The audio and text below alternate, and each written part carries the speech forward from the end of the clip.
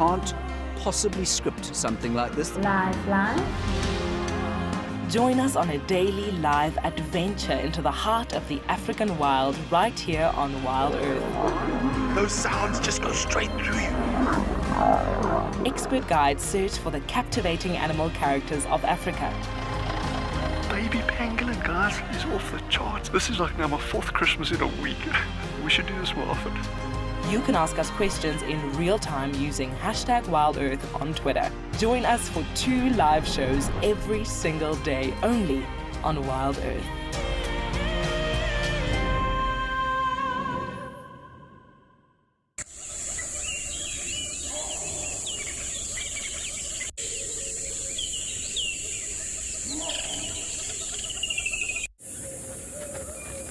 This program features live coverage of an African safari and may include animal kills and carcasses. Viewer discretion is advised.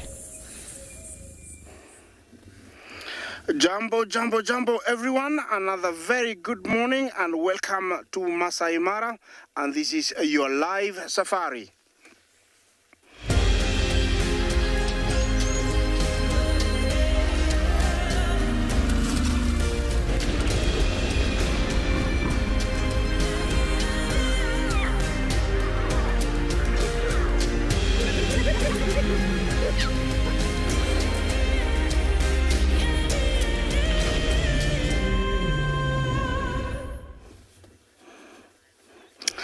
Jumbo, everyone. Another very beautiful morning after the long rains. It is finally nice and calm here in the Masai Mara. We are in a Mara Triangle. Today, it's a nice and cool. Temperature is around 18 degrees Celsius, which is around 64 Fahrenheit. So perfect for game driving. Remember to talk to us on #WildEarth. Send in your kids' question at Wild Earth TV, also at FC. And shortly, I will be joined by my colleagues from, different places in Africa. Jumbo, my name is Isaac, and on camera I have Bungei. Today our mission is to find Bahati. The last time, we saw her, so the mother and her was around this area. So I've come to see if we could find her. If not, I will continue to look for more lions that are around this area. Hopefully I can find the 3 new males that came in. But to start with, I have the tall one. And there are quite a good number of them in those trees, believe me. I saw them go in there, but thank you to that guy who has decided to come out and really show himself. Thank you, sir. Yeah, there is another one just behind him. You see that? Okay, and there's another one behind there. Now you can believe me, there are quite a good number of them there. This is the Maasai giraffe, and they are doing very well, in this part of the Mara. The Maasai giraffe is our tallest one here in the Mara and also in Africa, standing at almost 19 feet, 18, 19 feet, can weigh up to almost 1,800 kilos. And this is an animal that is a pure browser. Yes, it's a herbivore, but pure browser, feeds on leaves. Over there, it's feeding on a specific kind of tree called the orange-leafed croton. The orange-leaf croton, it's sort of a mint, has a flaky, bark. Leaves. The leaves, on the back of the leaves, they're flaky, and so not very good for humans. If you shake them, they might get into your eyes, but the giraffes love them. Also, it's a hardwood. It's used by the local communities, the Maasai, the Kisii, and the Kalenjin, to build their local houses because it is termite resistant. But here looks like the giraffe is enjoying the orange-leafed croton. They're all over there. That's the bush there. You see it bending to eat it. Of course, the name orange comes from its leaves. When they dry up, they turn to orange.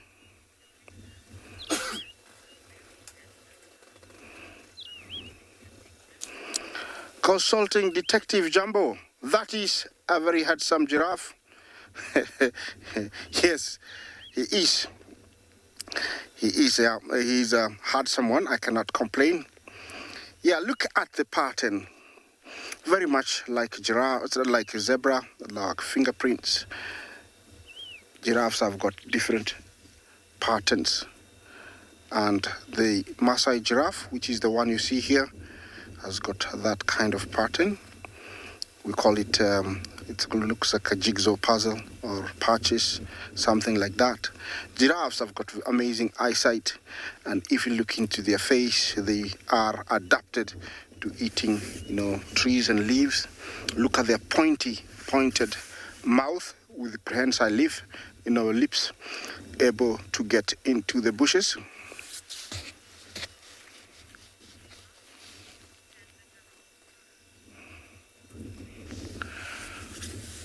So Nwabile, Jambo, how tall can the giraffes grow?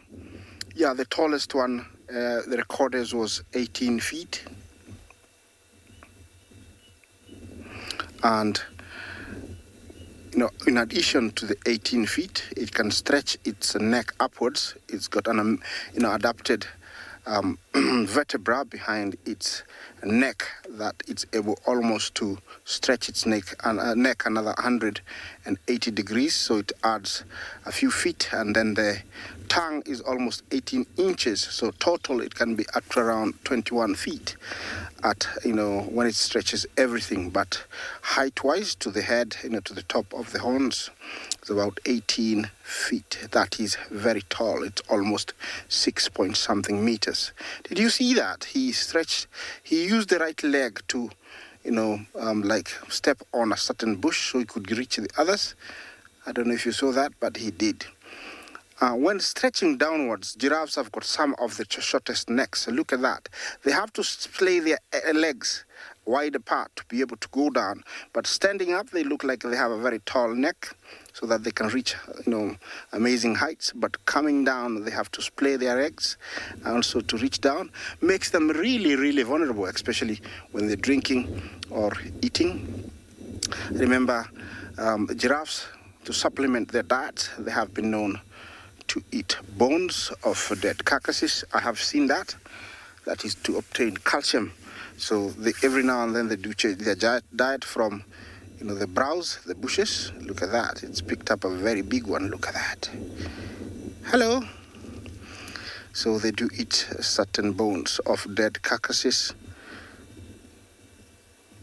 And looks like he's really enjoying that a little. Oh, maybe there was a bird or something behind its neck. That's why it did that. Yeah, there are quite a few. If you look behind those bushes, you might get to see some more, but they're quite a good number. They went in there, like 10 of them, just before we started the show. There we are, another one to the left. Yeah, they always do that. Just before the show, there were quite many. They go in what we call a tower or a journey of giraffe, and they can be up to around 25. I have seen 75 together, but here in the triangle, I have seen 25. They're very common. Okay, I'll take you to another location and see, what's there.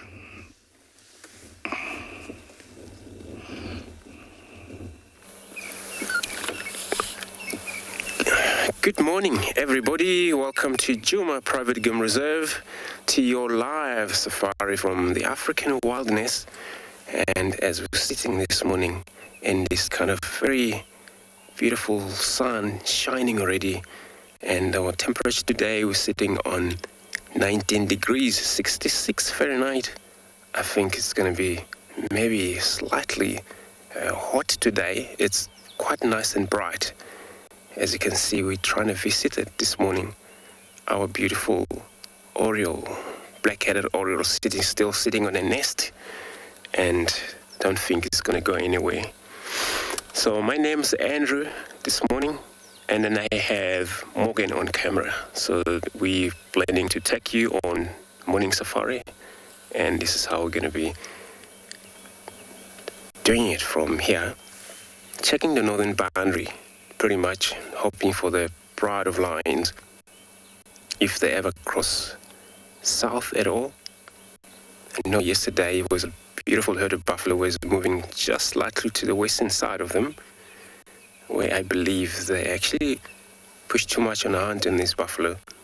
It happened, they succeed or not. But then we're going to find out, we're going to get to their tracks, track them just to see how far they've gone. And of course, there's an audio of a male line, I think, was calling south from the camp. And Tristan is going to be checking around in the area, hopefully get right. Also, was a possible of an audio of a leopard as well. And the guys are busy following up. So we're kind of a bit spread around. So I'm sure we'll get lucky, one of us. And this nest of this black-headed oriole, very well camouflaged, and as you can see, it's actually very even hard for us to go through there. All you see just a bit of a yellow tail sticking out to the right hand side. It's not even clear look from this position, but they're going to do that for their best of survive from bird of prey. Hasn't have to spot that, or even sometimes those genet, also the night kind of like everyday type of animals hunter. Once they spot that nest, that bird is going to be killed. Otherwise, the eggs also are going to be killed or eaten. Snakes as well would play their own success to get into that height of that tree, bomb slungs, and of course that bird will be probably losing the chance of incubation that's taking place in there. So probably that it's a female, usually males, sometimes around, and then that bird will be able to spend times in a nest just to make sure there's incubation take place probably very well. And the male will come around, check, but they're kind of a very much noisy bird sometimes. Oriole, they make such a beautiful calls. But some of the calls sometimes they can indicate if it's too much or it's going to be hot in the day. And then you first things hear them, and these hoopoes as well. So doves, kind of like instrumental going on around you, then you know it's going to be scorched a day for sure. Going to prepare your umbrella. So you mainly find them a very shy bird. So like with this one, because it's on his nest, but it can't even see the beak or head at all. And they're very shy birds.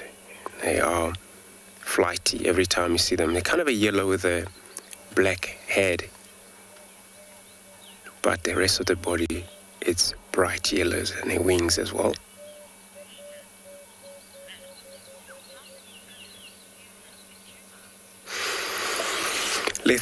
Morning.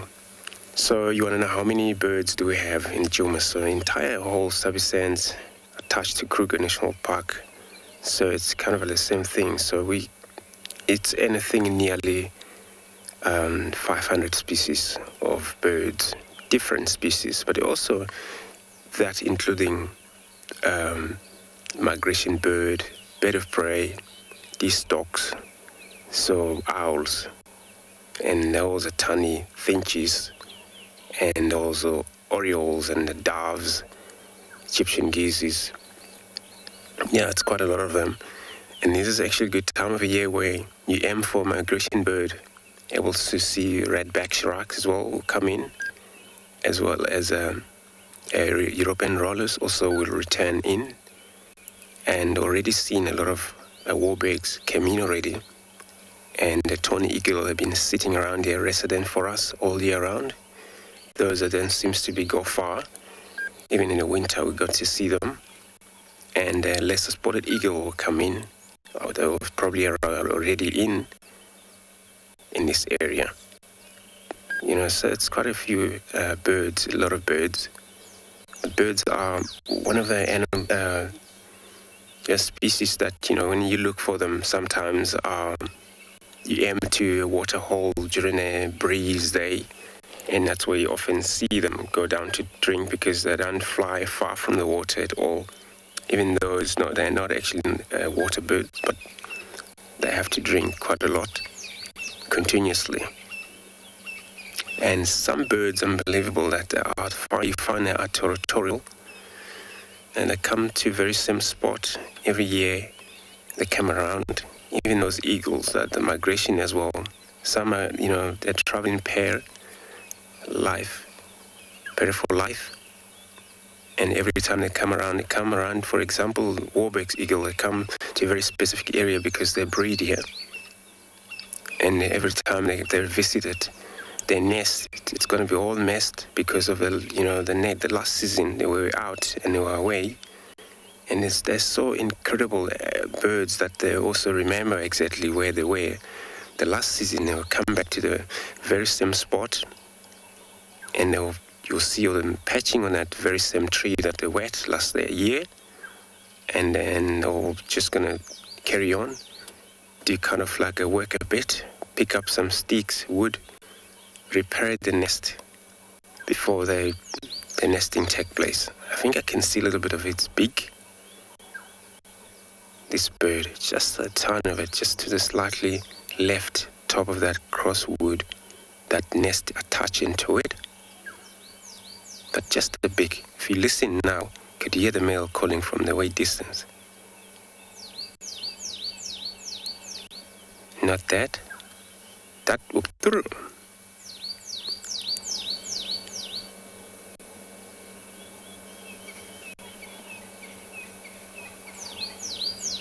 Yeah, stop. So yeah, he's probably around here. I don't think he's gonna go far away. The female, she's around. Indeed, it's so beautiful, especially this type of in the morning. You will love the bush this way. It's how most of us, we get hooked with the love of the bush because of all the instrumental of birds, especially during the day, early morning like this. It's very pretty, where you listen to more sound. Most of the animals or birds, first thing they do before they move far away, they have to communicate, even though they sleep far apart. Those are not territorial. Also, those are territorial. It's so cool that when they get a mobile or get to hunt, they have to communicate, also advertise their own territory, so that there's other birds mustn't, especially the same species of bird, mustn't come across an area where it's taken already. Understanding these territorial things on birds, even on animals. So it's nothing about the food. It's more about the women. It's more about the females that dominate. Especially comes strictly territorial. Those are pair for life sometimes, where you only see them all the time, two of them, male and females. And you find when they raise their baby, those are migration. They come in and breed here and raise their baby. Just before they fly back, their baby will be able to fly back with them, but then they'll be independent out there while they arrive home. So I'm going to continue, do my check around in his northern boundary, hoping for the lions. While I'm doing that, I'm going to be taking you over another live safari.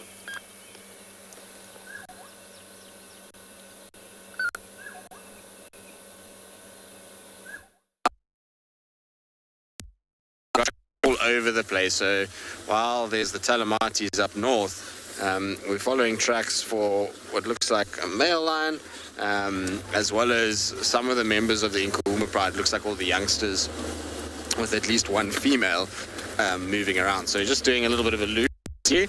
I know it's going to that I'm following lion tracks. Anyway, my name is Tristan. On camera I've got Theo this morning, and like I say, we're just going to try and see if we can find these guys. They seem like they are fairly kind of mobile. We heard him calling earlier, and we've checked a little bit further north of where I am now, and there's no tracks. So these tracks that we're on now must be the ones that we need to follow in order to find. I'm sure he hasn't gone too far from here. I'm hoping we'll pick him up somewhere. Maybe he's lying down near one of the pans, or is still on the road walking. Maybe he heard the furore about the buffalo up in the and is what's going on. Or he's trying to find the Nkuhumas. I'd imagine it's one of the Avoca males that is walking here. So we'll just try and figure out where he's gone. Now, I'll try and see if I can show you a track. I did have them just now. So let me try and find a clearer one than the ones that I've got here. These are quite tricky to see. I don't know if maybe we can see there's one there. That it'll be easier to kind of notice. So it's quite simple with male lions, is that their track is just that much bigger than anything else. You really can't confuse it with anything. So if you have a look, here's the track. So the back of the pad is this area here, and then the toes coming forward. So if I put my hand there, it's almost the same size as my hand, and this is not a huge male lion. I've seen tracks that are bigger than this before, so they're quite easy tracks to follow in comparison to a small little leopard female that is kind of half the size. So I'm sure we will find these guys, or this guy, somewhere nearby here. Like I say, he was calling just before we started drive, and it sounded like somewhere where we are now, so I'm hoping we will find him somewhere in this immediate vicinity.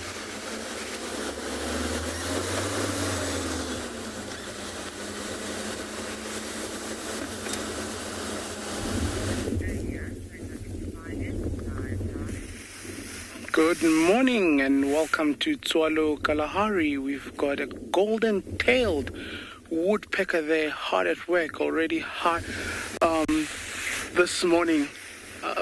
Obviously, like they say, the earliest bird catches the worm, and you can see how he's been working there. My name here is Obakeng. Behind the camera, we've got Dave doing a very good job there. Let's see what this guy progresses to do. Looks like excavating a new hole there. You can see right above it, there's an older hole that he's excavated there. So obviously enjoying this tree, and this tree must have been providing for him. But listen to that.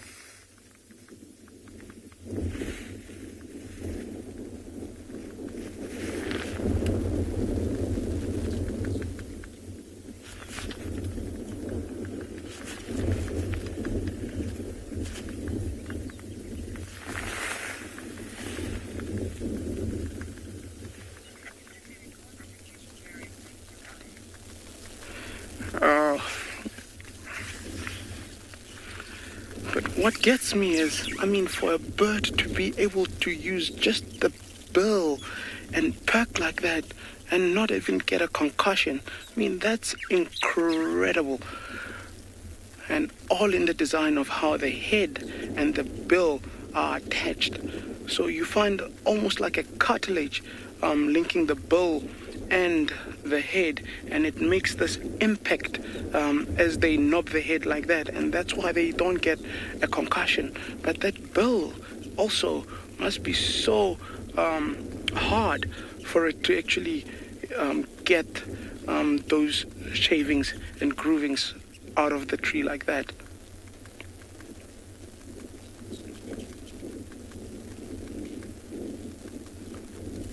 Look at how the foot structure also, very interesting. Everything just designed for them to be able to do that.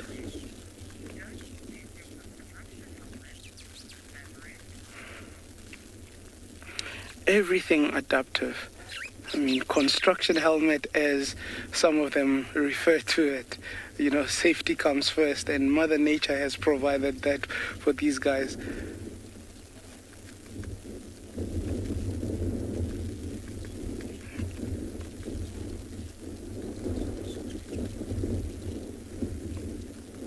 Look at that gold on the tail, and obviously you can understand why they called the golden-tailed woodpecker. You can just see it with the angle there.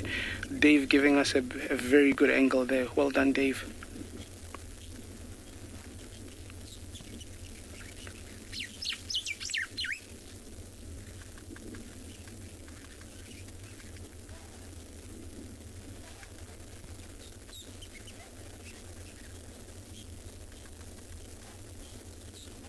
And such holes prove very important here in the Kalahari. Once they get abundant, there's a handful of species that would actually use these holes for nesting. Other bird species, snakes, and so forth would actually use those.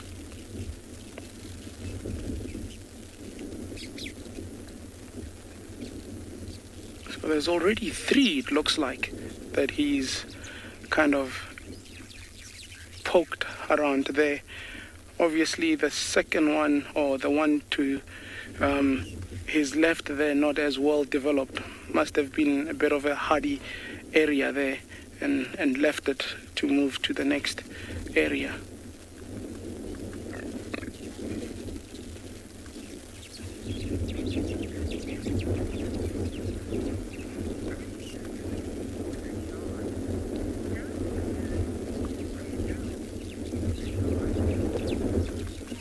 Dajan, does the bird's beak wear down? Indeed it will, but also remember with these kind of birds, with growth, the beak will also strengthen. So yes, it does wear down, but it does not completely come off, because it's an adaptation for the bird's survival to do what it's doing. So if you took any other bird's bill and tried doing this, it would probably break off, just because of the design is not meant for work like this. So yes, different bills have different adaptations. So if, for example, you take a bill for a bird of prey, it would be very sharp at the end and almost be hooked, just for shedding and tearing skin, whereas for them it looks like a chisel almost, and giving them that ability to actually chip off. And actually, with the wind blowing a little bit here and there, you can actually see the chips coming off. Look at that, chips coming off. See, so that's how they would achieve that. Whereas with other birds, bills are different, and made for that purposes. I mean, if you look at your seed eaters, for example, they'll have a short, stubby, hard bill so that they can crack onto the seeds. So every bill would be designed in a different way. Things like your eagles, for example, that would actually lose the whole beak itself every couple of years, and get a new one because they need that sharp tearing point. So yes, a very good question indeed there.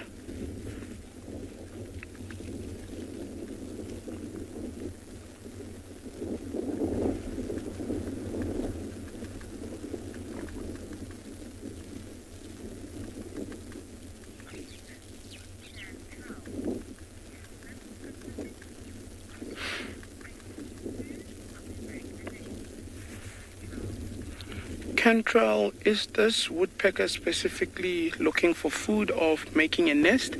In most cases, excavation like that would start with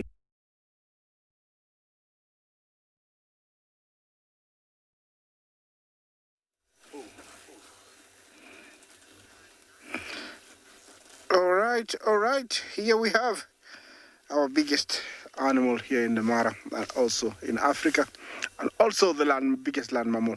And looks like, they're on a mission. They have those tiny little ones. Look at them. Always nice to see them. And they don't like the birds, so they don't know which side to go. Always cute to look at them, with excitement. What are these? We're under attack.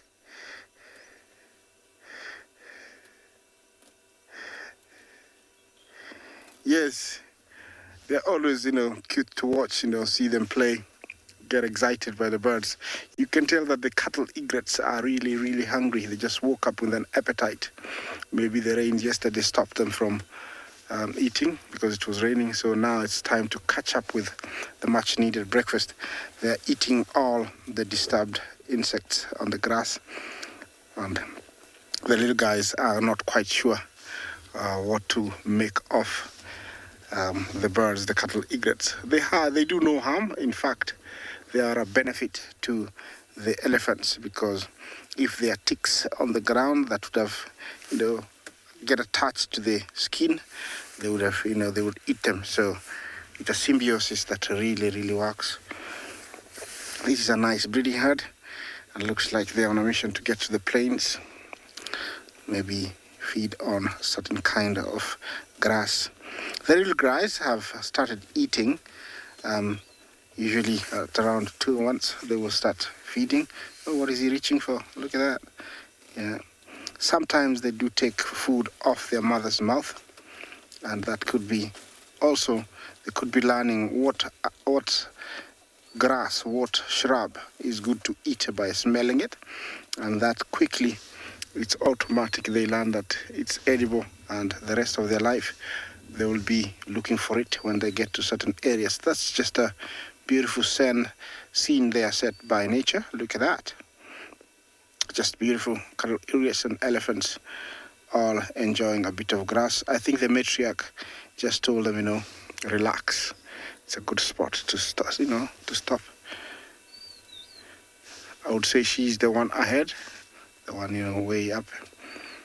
She's the matriarch. I will repeat again that I think the Mara Triangle has become a safe haven, a good place to drop their calves, and so we are seeing an influx, and a huge amount of young ones are evident that they feel confident to give birth here.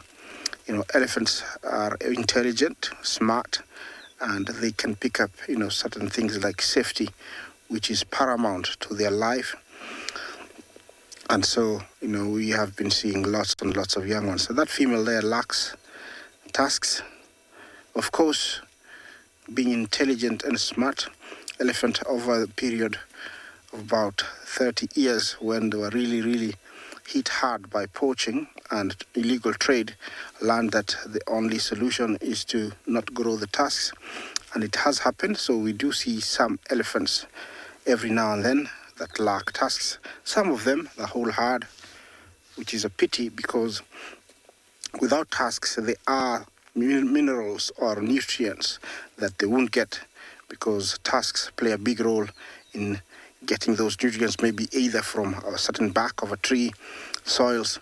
There are medicinal trees that, are found everywhere here, and they know that, so they eat them, and without the tusks, then they won't get those nutrients and medicinal values, so they end up being either too small. Looks like he's picked up some soil, thrown it onto the body. Look at that. He's going to use the foot. Yeah, the trunk. Look at that. See how useful the trunk is. Yeah, a tool of many uses to the elephant. It is a hand, it's a nose, it's a tongue, it's a snorkel, it's everything to them. It's a weapon. Yeah, so it's a very useful trunk. So, without the tusks, they don't grow to be as big because they lack certain nutrients. Looks like they have stopped once again. That spot looks like there is a certain, kind of grass that they love. Observing them, you can tell that they don't just pick up any grass. Of course, being here, you learn that. They stop at a certain spot and the grass is tasty. They will stop for a few minutes and then move on. But always with a mission, and the main mastermind of this mission, usually it's the matriarch, who is the oldest and the super smart.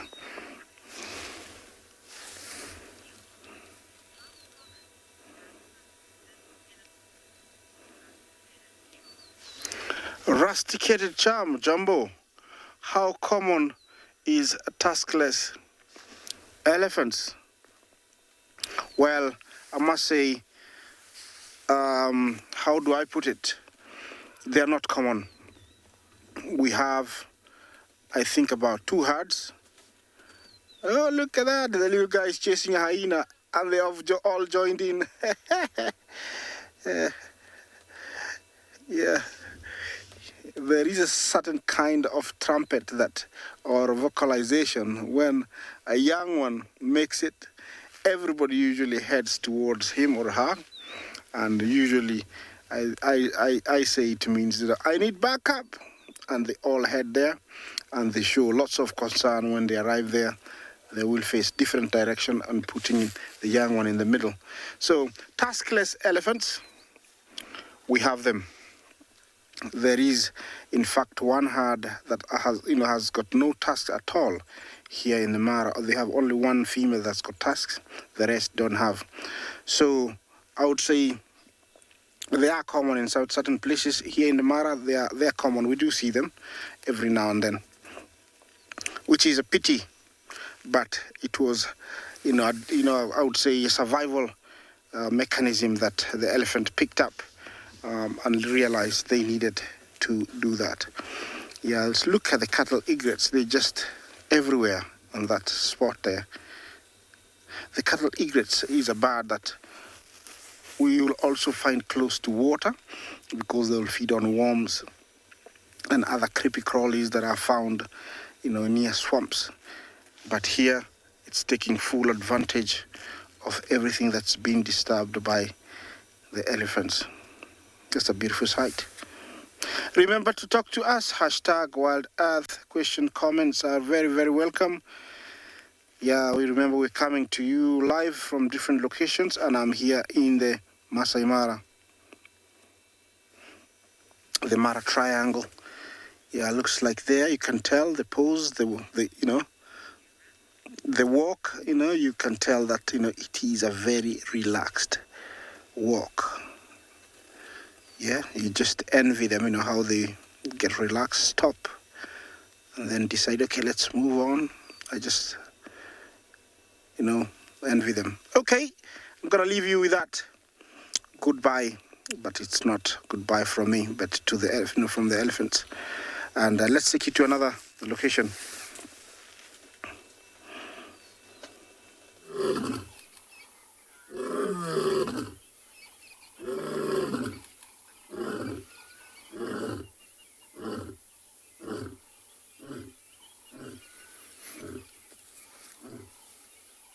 So, as you can see, we found him. It didn't take too long to find him this morning.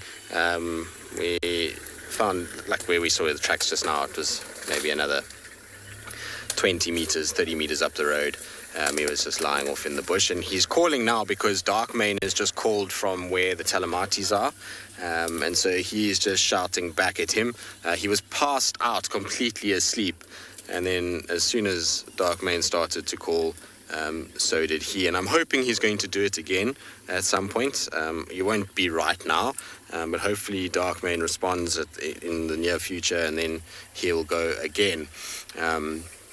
I don't expect him, though, to be calling in the next sort of 10, 15 minutes. Often with male lions like this is just kind of call and then flop back down.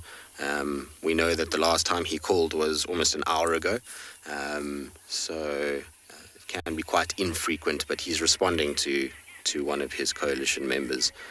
That's why he just plopped up and started roaring now. Prior to that, he was, like I say, completely flat and fast asleep. He really wasn't interested in too much, and I'm sure it's going to happen again. It's going to be a hot day today, so I wouldn't be surprised he goes back down again. Anyway, we'll sit with him for a little bit. We'll see if he starts to roar again. Hopefully he will.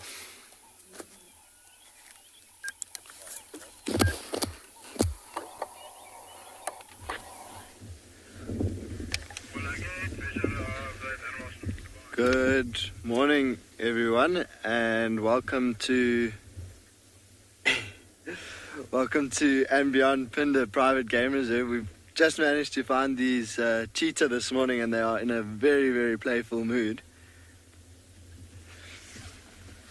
So my name is Grant, and behind the camera this morning is Gert, and yeah, we've come out to see if we could try and find these cheetah this morning, and we've gotten here just in time. They're starting to get very active. So I'm just going to move out the way.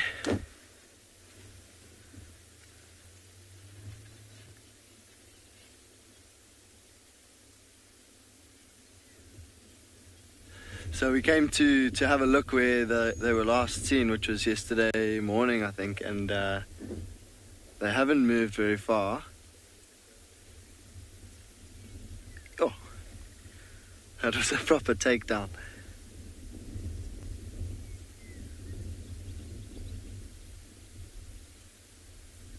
And so they ate last about 2 3 days ago, and so their tummies are now finally starting to get a little bit empty. They're ganging up on Mom.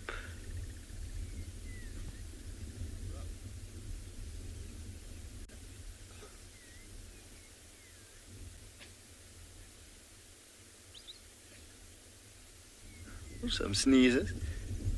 How awesome is that athleticism that they're showing us? You see the jumping, and just as you joined us, you saw how they went full speed. So they're really showing off this morning, and the two youngsters are using all their energy at the moment, playing and learning how to chase each other and tackle each other. Mom gets involved every now and then because she simply can't help herself, I think. But she will need to be conserving her energy a little bit more for later on, when she might start looking to hunt. So as I mentioned, about 3 days ago they ate, and so their tummies are starting to look a little bit empty, and so Mom will be considering having to hunt fairly soon. They have just been resting for the last couple of days, digesting that meal.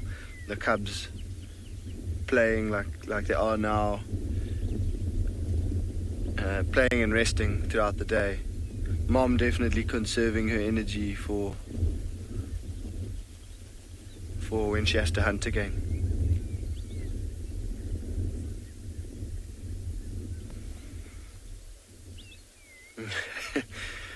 Something just gave this little one a fright.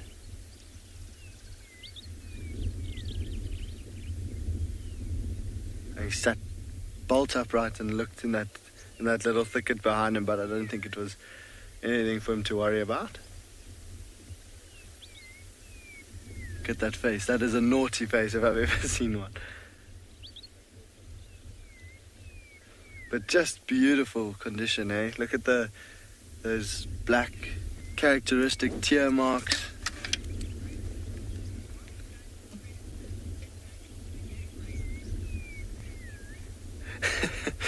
Oh, that's an interesting question coming in from Sassy Brat, and she was asking why the predators don't attack the game rangers. And well, Sassy Cat, that's just because of years and years of these animals, these predators, and all the other wild animals out here being used to our game drive cars being around them.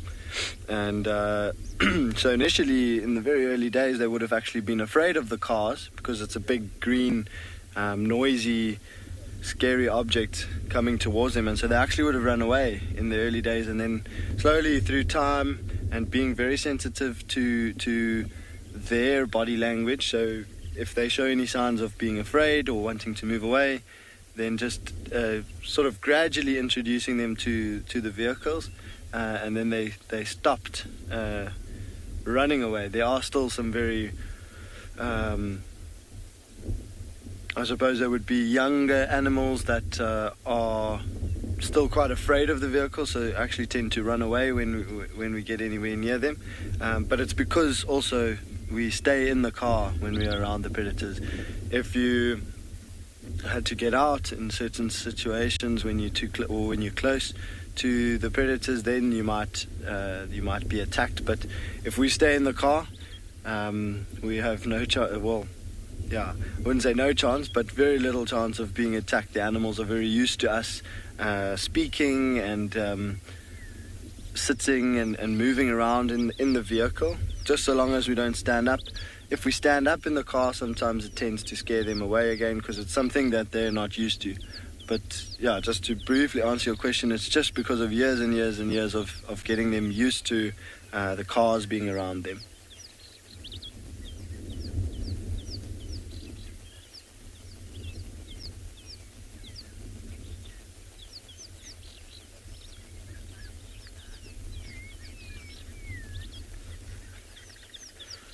So Ati is asking if the mother cheetah will take them on hunts with her, and she definitely will. So the reason why I said earlier that the cubs are focusing all their energy on chasing each other and practicing their catching and taking down of one another to sort of simulate when they have to try and catch prey, is because that is their main focus for now, learning and practicing those skills. But at this age already, they are definitely following mom when she goes hunting.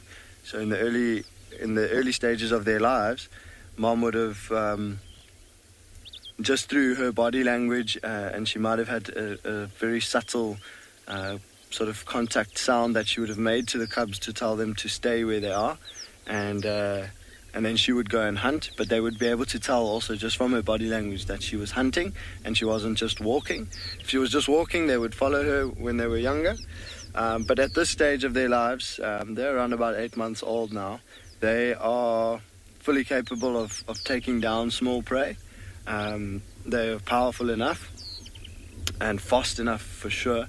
And so they will be following mom, and they will actually, especially when they're getting very hungry, they will actually be over-eager and actually ruin quite a few hunts. So it becomes quite a tricky phase in their lives now when they are following mom.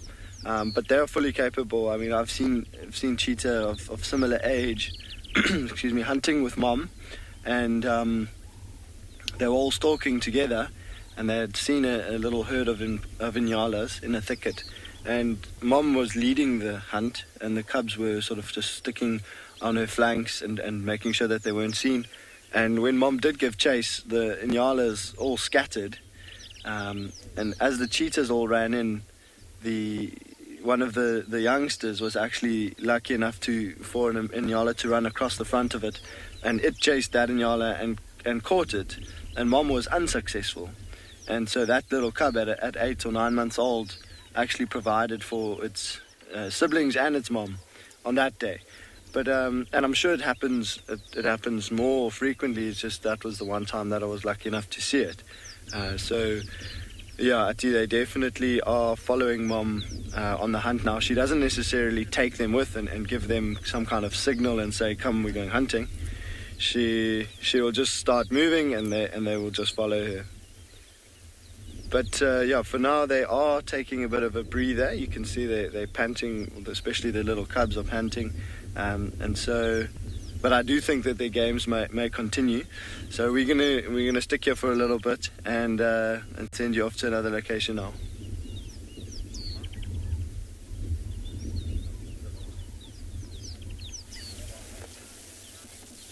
Oh, well done there, Grant, with your cheetah story. Here we've got a mother and 2 cubs. Well, I wouldn't really call them cubs anymore. I mean, these guys, I would say, sub-adult. They almost the same size as the mother now. 3 of them there in the distance. There's a third one there. It looks like these guys have been busy all night, and I know that sounds a little bit creepy when I say all night, because they're known to be crepuscular animals or diurnal animals, meaning active just before the sun goes down most of the day and in the morning. But it's been full moon, or almost full moon, if I can say that. The moon is still filling, so they took advantage of that, obviously, with the light condition at night. So still this morning looks like they're still on the mission looking for something. So let's see where they take us, because they've been moving and stopping, listening, and so on. Wind is in their favor. They seem to be heading into the wind as they start moving and stopping and moving and stopping every now and then. So it's going to be interesting to see. I hope, like my colleague said, seeing a cub take a kill. Maybe it's my turn today with these guys.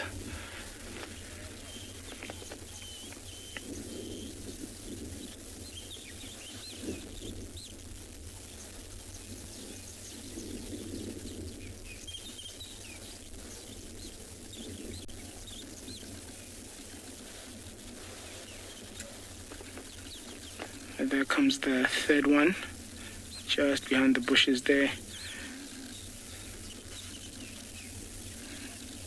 A bit of interaction there.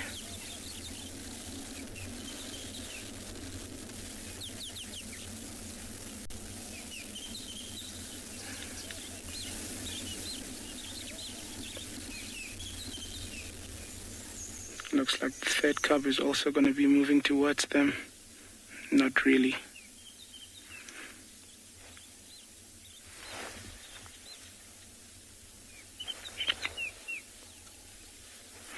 I think I'm going to try reposition a little bit. There seems to be a little bit of interest. Let's see what they do.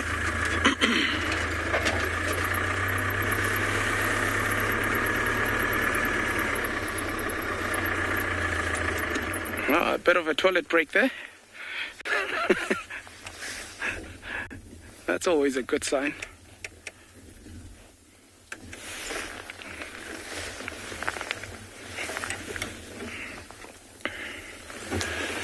Linda, are these youngsters old enough to go on a hunt with the mother? Yes. Definitely old enough. I mean, if you look at the size, they almost stand shoulder to shoulder with the mother. So at this point, they should be learning or learned at least once or twice how to actually deal with prey. So they're still learning, but old enough to actually accompany in the hunt. Mother at times might use them as a decoy because they're still inexperienced. So using them in a decoy would mean let them show themselves or spook whatever prey, and then mother would come from the flanks with a surprise element to the prey that they would be trying to take down. And part of learning how or teaching how to actually deal with prey would be mother actually taking down a live prey and not actually killing it completely, but just paralyzing it, like breaking a limb or something like that, or just pinning it down and let these youngsters come and feel while the animal is actually still alive. And that's how they would get a real feel of how to deal with live prey. It might be something small, it might be even like a scrub hare or something like that, but then that's the intro to actually learning how to kill, and then it will start going to bigger animals like your antelope, springbok being a classic example, impala, steenbok. Those are the sizes of animals these animals would really go for. Also, given the speed, I mean, that is their biggest advantage. These guys are not ambush predators. They rely solely on their speed, being the fastest land mammals you can imagine. One stride almost at 9 meters, and being able to do 3 of those in a second. That's incredible how quick these guys can be. So still on the move there.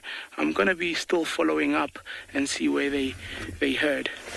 So look at how they just blend in with the camouflage. I mean, Mother Nature is amazing to give these guys such colorations.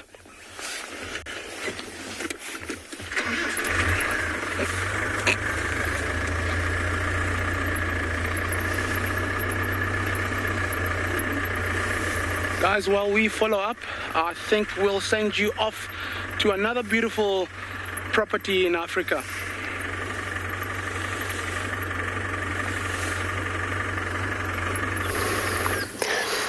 Beautiful, yes, indeed. Beautiful cheetahs, especially on their own environment. So this morning when we left that Oriole and we went north from there, since we're very much interested in following in its pride, Talamati pride, but it looks like just one of the female here still feeding on there. Looks like they killed young buffalo last night. As you can see, they are. Or she's still feeding on that bone. Still nothing left really here. The rest of the pride, I think they have moved. the guys follow them there because then it comes separate, two separate lock, and then I have to stick with this one here. And yeah, I don't know if we're able to rotate from there. Depend. We're in Bebelsoek right now. So yeah, it looks like they succeed last night on their hunting. If I were to judge from or estimate from where we last saw them yesterday afternoon, it's not even a kilometer down there. And the buffalo, they were far west from this position where they are right now. So it looks like there was a chance that buffalo maybe move around in and out in this area. So they look hungry yesterday and were pushing too much to get anything they can, which they did right now. So good for the pride. Probably was a dinner, but it's just a remain of the bone, the early breakfast bone, finishing it off there. And the skull was lying on the probably far side. Can able to identify that it was a young buffalo, probably 2 years old, a buffalo, I think. Then maybe it was nothing. Just a little bit of a feed, but they were probably going to hunt again. They're going to take it easy for the whole day, I believe, the whole day today.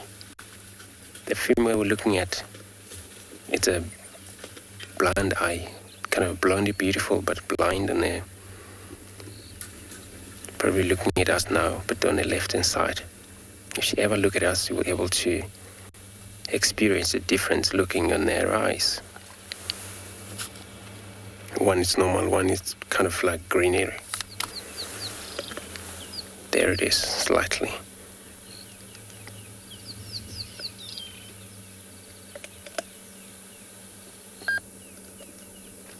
So this is what happened. We saw a lot of hyena coming in and out in this area, and the only two lionesses in this scene. And if this ever hyena come back, there's a chance they would probably group around here. Well, eventually they're probably going to move away these lines because there's a hyena making a lot of noise in the background. You can hear noises like going on in the background. There was a hyena. So they were probably going to move on if the other pride doesn't return back here.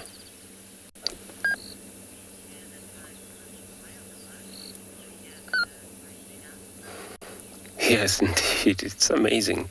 Just an experience. This crunchy and the hyena in the background.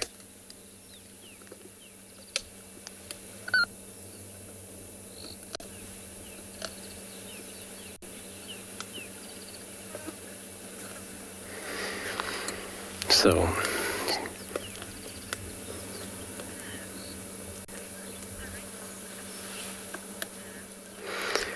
Pam, good morning to your beautiful shore. So the other pride, when I got here, was only 3, which the rest of the pride, they say they were going to drink in one of the small water hole, and that was full lock for us. I couldn't join there, so I able to come to these one.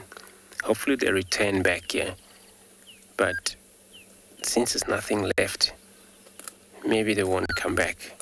They're probably going to find shade or somewhere lie down, and I'm just going to see what is going to be happening here, because it's also busy sighting. I wish I could stay slightly longer to see what the final happened, whether the rest of the pride return back here or not. Otherwise, it's so cool just to see this female, how she dealing with all finishing off here. Eventually, when they move off, there's going to be a turn for a hyena to get in. It's the only chance they can get. It's when these lions have moved off. And you see that bone that she's feeding right now, if the hyena get into that single hyena, I promise you it's going to be all chewed off. hyena, their teeth is very strong compared to lions.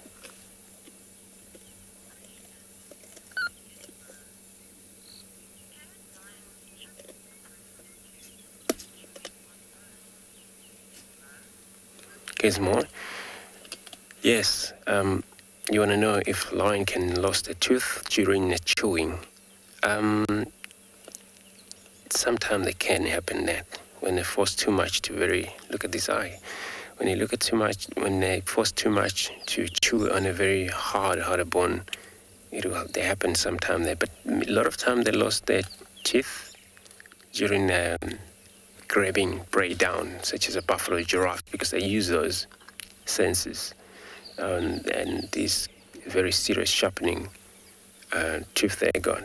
So, and they only have them in a close hold up on prey species once they got a hold of them.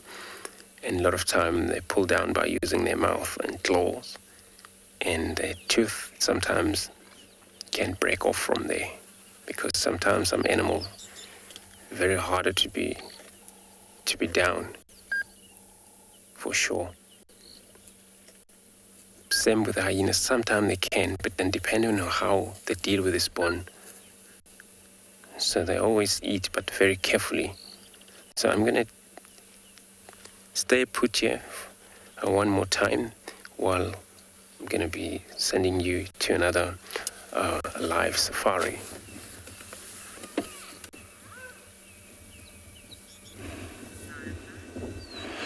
Well, from eating hungry lions to one of our tallest stocks. It's called the saddle bill stock, and definitely this one is a male. Look at him. He's got a dark eye. Females have got a yellow eye. Saddle bill stock, very tall. They stand at around almost 1.5 feet. So they're very, very tall. It looks like he's very wary of something. He's feeding and then standing to take a look, make sure nobody is coming close to him. That is the color of the beak. Nature is amazing.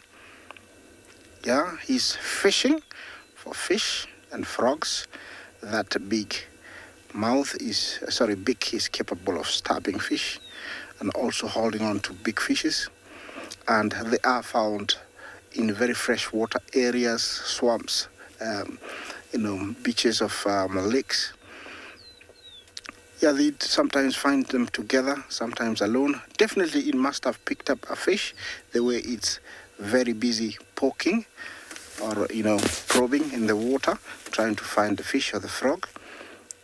It's the only one here, and it's quite a long way. So definitely it was flying past, then saw something and decided to come down and, investigate.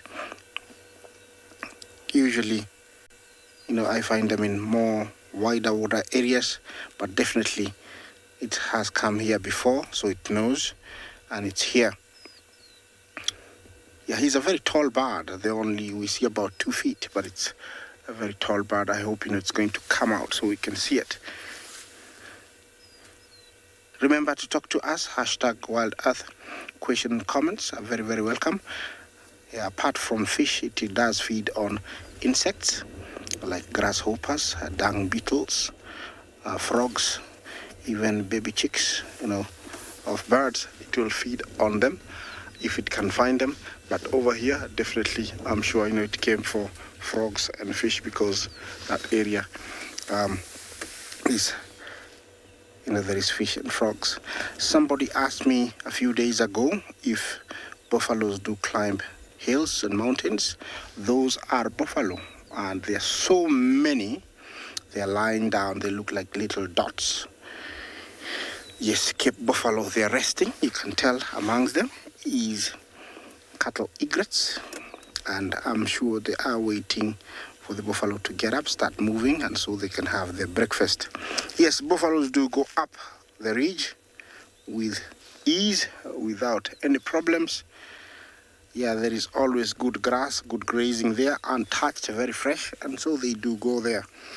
And sometimes I find them staying there for too long, We long for them to come down like they are doing right now. They've eaten quite enough and it's time to ruminate, have a rest and enjoy the morning sun. Also there, I would say there is few predators, so it's a perfect spot for them to really take a rest. And remember, those are the Cape buffalo. It's an animal that is found south of equator all the way to southern Africa. You find them, Cape buffalo, and that is a breeding herd.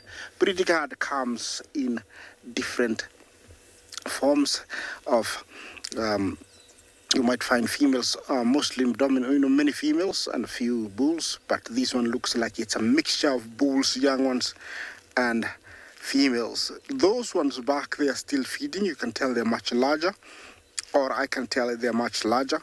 Their bosses, that's the middle of the horns, is huge, usually meant to cushion the brain when fighting. And that is typical of the males when they reach maturity. To drag behind, they become too heavy, too slow, and eventually they break off to form what we call a bachelor herd, which consists of only boys. And they are known to be very aggressive. I don't blame them. When they're alone, anything approaching them, it's a threat. So even human, if you approach them, they will come for you without hesitation. Yes, that's definitely a breeding herd, and they are ruminating. Yeah, they're really enjoying the morning. Well, I'll leave you with that sight, and let me take you to another live location.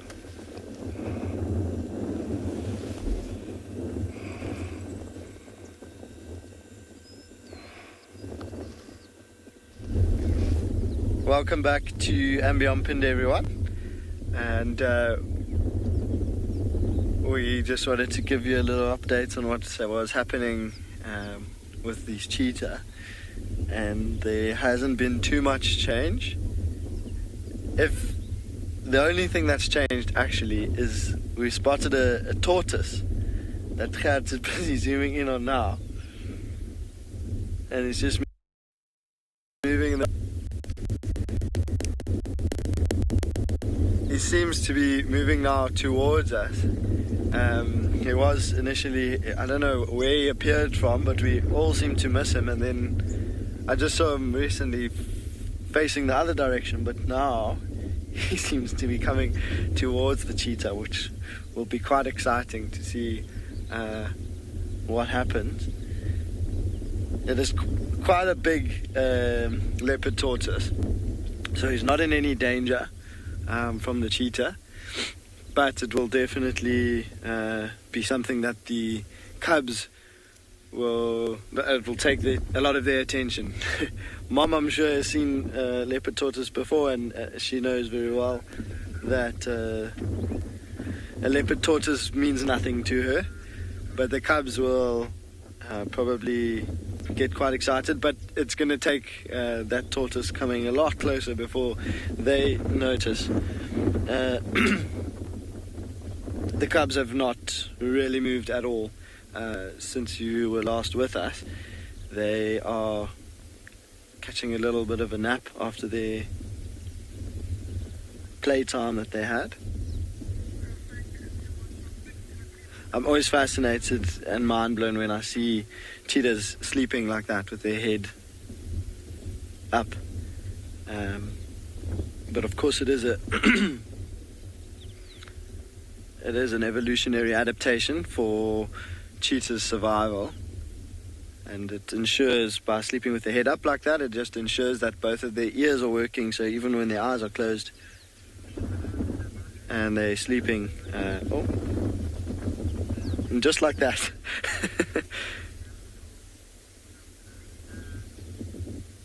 And you see that bite is going straight onto the neck, practicing how to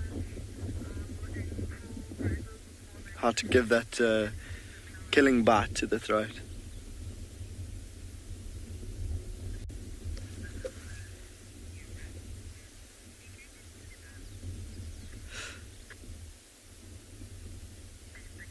I think myself and Kat are going to stick here for just a little bit longer, see if hopefully they they do interact with one another a little bit more. It's nice and cool and overcast, so Mom might also be waiting for the sun, or for a little bit more sun, so that she can warm up a little bit, and then she might look to hunt.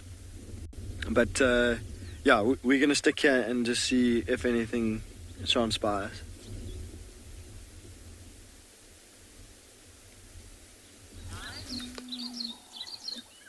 Isn't this just cool?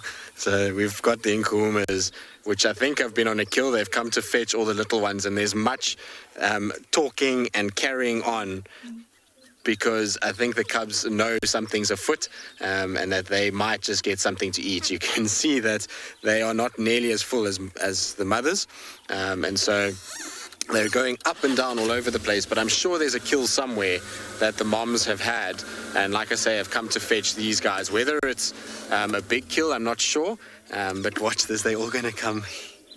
Listen, listen.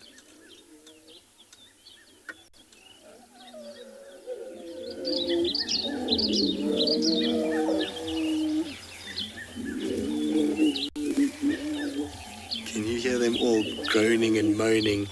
They're all very excited.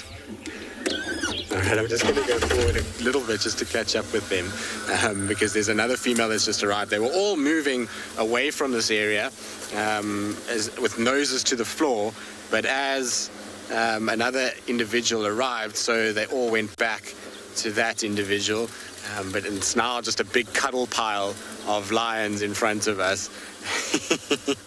You can see one of the adult females is on her back and being basically rugby tackled by a whole bunch of others that are trying to suckle and all kinds of things. Some of them are a little bit old to be suckling, but look at this. Isn't this cool?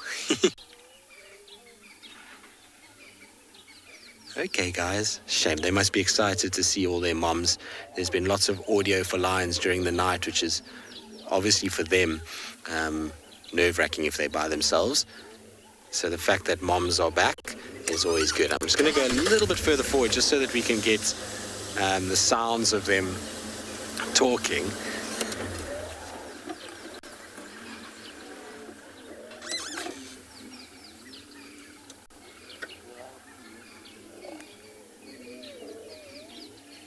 I don't know if you can hear that.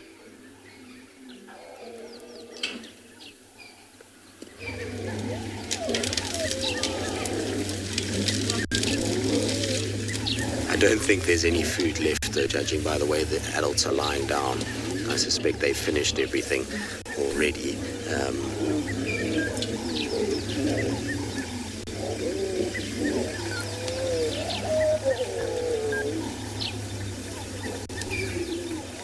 And generally you find when there is some of the carcass left, one will come back and fetch them, not all the females. So far I've seen 4 different females that are here. One that's a little bit more grumpy than the others, which is that one lying down over there.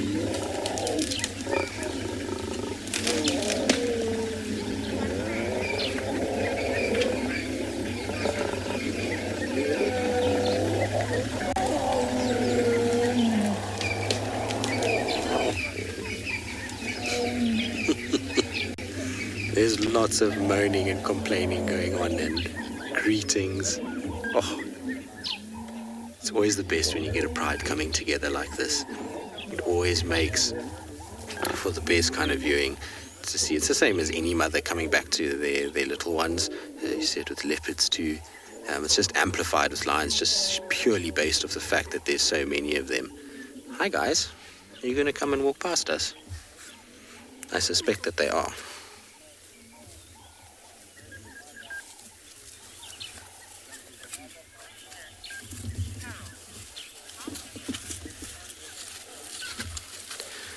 So, Carol, it depends on whether the nicked ear lioness is with them, because she seems to float in and out, but it's 7 adult females and 9 cubs.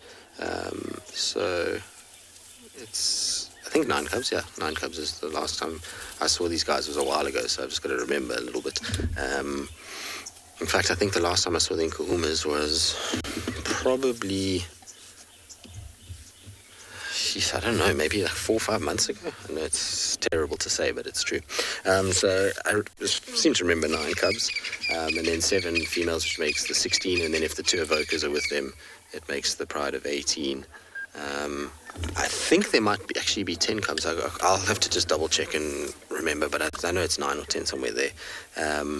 But it's a big pride. It's a lot of animals. They're going to start getting tougher and tougher for them as these young ones are getting older. Finding food in this area is not the easiest of things when you've got that many mouths to feed, particularly because there's a few young males, and those young males obviously get large quite quickly, and then they start to really kind of attract the attention. Well, they basically eat more than the females can provide, and so I wouldn't be surprised if there's a bit of a pride split at some point. Keeping alive this many cubs as well as all the adults certainly is hard work, that's for sure. There's another lioness that's just about to join now.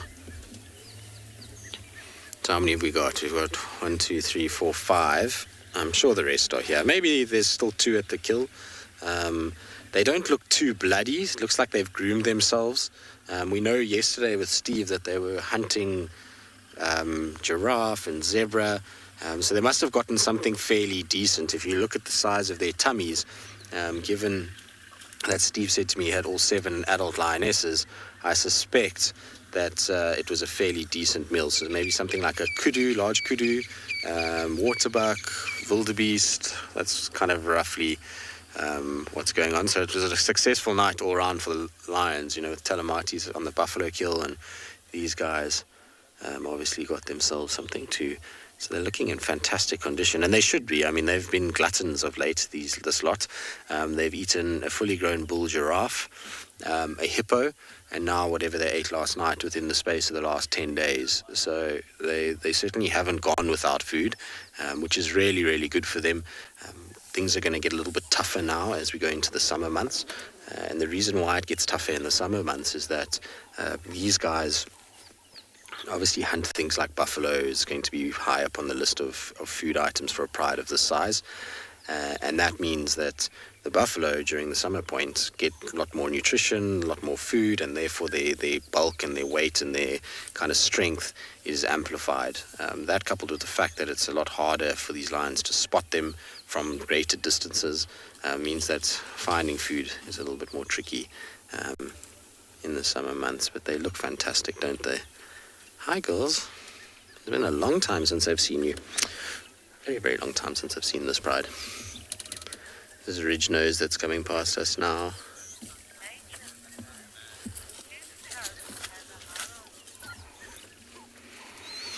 Nature Love, I wouldn't say a hierarchy, but they certainly will have a size advantage. So the older and bigger they are, generally the more they're going to bully the others, particularly the older males.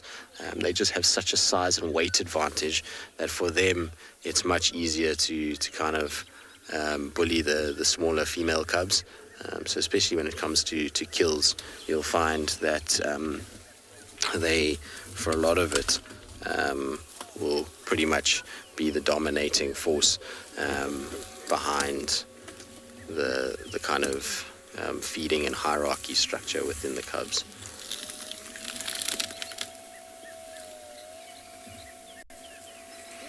But they are moving again. So sorry, that's my head that you've just seen. Apologies for that. Didn't really want you to see my head, but the rest of them will slowly come past as well.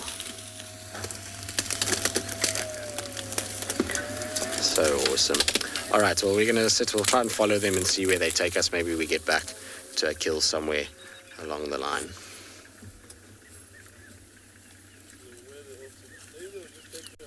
Yeah, quite possibly. The cubs have gone somewhere. Oh, these cheetahs have just picked up on something, not sure what, very focused in whatever they picked up, slowly moving in that direction. We're just going to give them a gap here and see where they lead us, but see how they just focused on whatever it is that they might have picked up.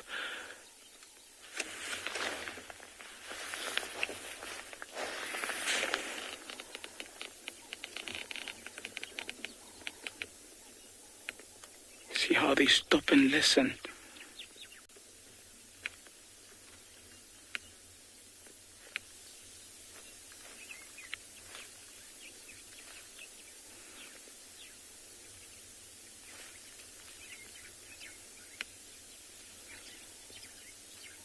I mean, these guys sometimes would hear things or even see things way beyond what we can see with our naked eye. And it's just another way that ensures that they can actually hunt and know what is around them. So, very good senses there. We'll keep with them and see where they take us. But very, very eminent about this morning and the hunt.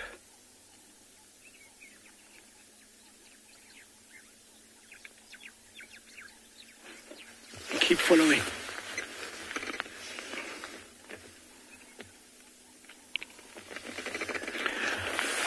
Glenn, will a cheetah scavenge? In my experience, cheetahs are one of the lowest ranking cats. So if they do find a carcass with something feeding on it, chances are they will never even challenge to scavenge. But if the kill is there and there's no predator there and there's no threat, yes, it's a free meal. And like us humans, a free meal is a good meal. So in that sense, yes, they will grab something. But in terms of challenging others to grab a meal from them, no.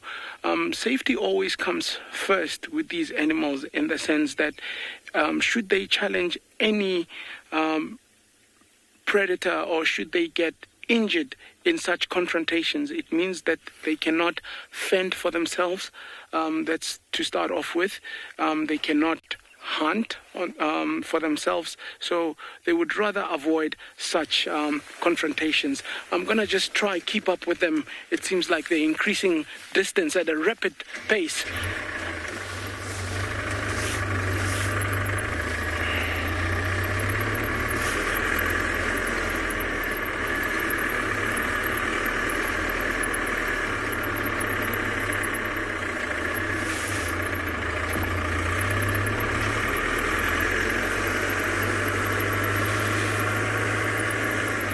Guys, while we still follow, I'm going to be sending you off to another beautiful location in Africa.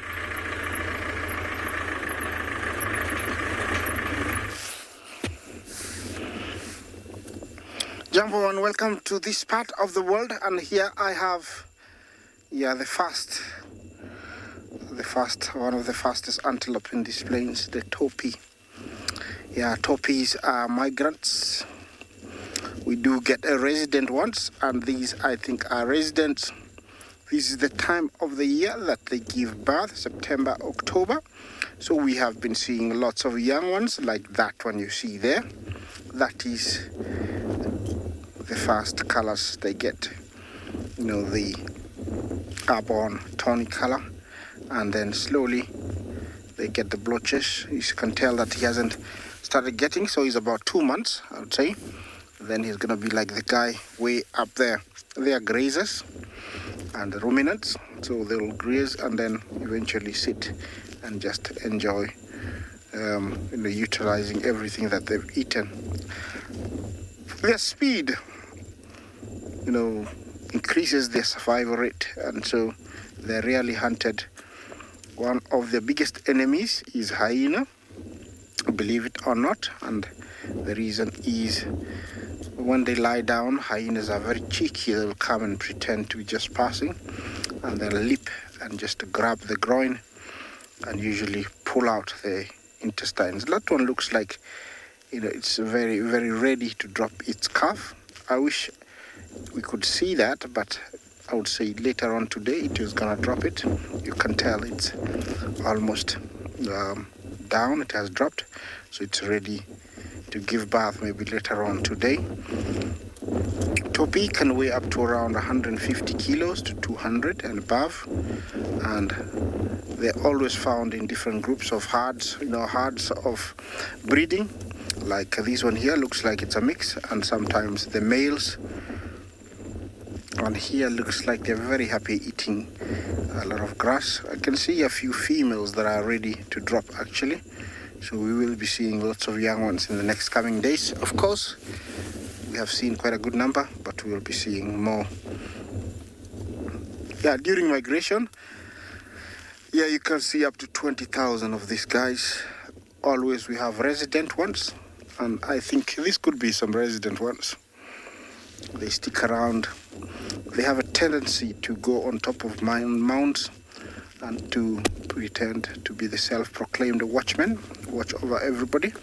With their good eyesight, they can detect danger from long distances, and they have a alarming snort that they make, which alerts everybody, and usually there's nothing like a joke. When that goes, everybody knows that there is danger lurking. That's a beautiful, you're seeing there. Yeah, actually 3 young ones. Yeah, remember to talk to us on #WildEarth. Questions and comments are very, very welcome. Yeah, they're enjoying the grass. Must be nice and soft after the rain. They don't need to drink too much now with all the water in the grass. It's just nice.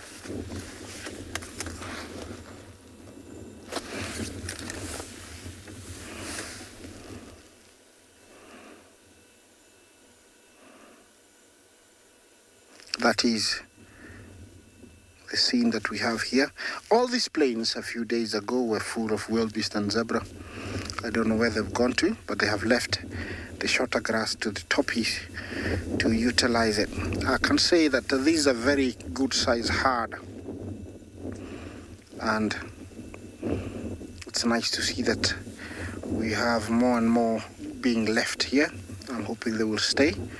It doesn't mean that when I say that, you know, they do leave, that all of them go. We do have a good number of them that, you know, stay behind. But to see this many in this area, central area, it's really, really good. I hope they stay, and I hope, you know, we get more. Okay, I think I'm gonna move. Yeah.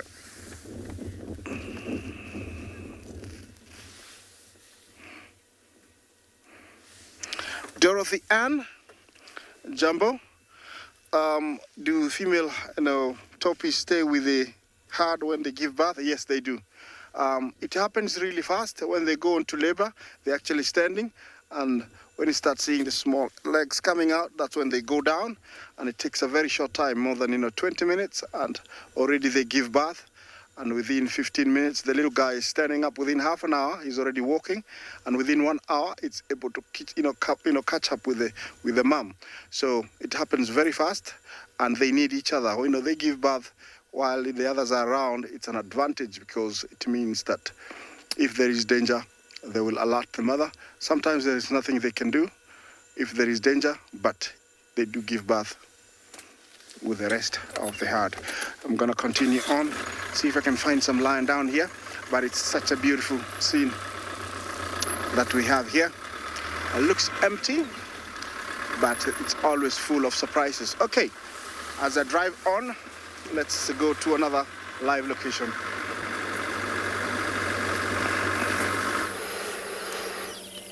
Beautiful toppies, also a beautiful antelope to see or watch, especially in that very open area. So we come to relocate whole pride over here from that Talamatis. And since these are the whole pride that have moved from that killing scene, so since nothing happening there, nothing left, and they know about that, because the other one have eaten everything. So those 2 that we've seen back there, they're also going to join here as well. Once they're done with it, once the water close by around here. So I don't think they're going to move too far with these bellies full. Probably going to call it a day here. Lying, digesting. All they do is just roll over, or stood up, move, follow the shadow around. still actually the weather still allows them to do any movement when they want to, but they won't do much of that with this bales full. They worked very well last night. I was talking to one of the guy. He was saying that he witnessed a kill. So it looks like he said that it happened around 8 o'clock last night, which that was actually the best time for them to be able to hunt the buffaloes. But in that herd of buffalo I saw was a lot of a different young one. And all the done, it was very good that they aim for the young one, which is easy for them to kill it quickly before the herd turn around. And that's what they aim for. Because every time they go for a big buffalo, since a very tough animal to die, they would hold for so long until the whole herd turn around, come for help. And this is where sometimes they don't get it done or succeed at the very same time. And when they get a hold of the young one, they make sure that once the herd turn around, they're all done the killing and they're just going to run off, leave the body down, and eventually the whole buffalo is going to move off and they're going to return in that killing. And they're started to feed on.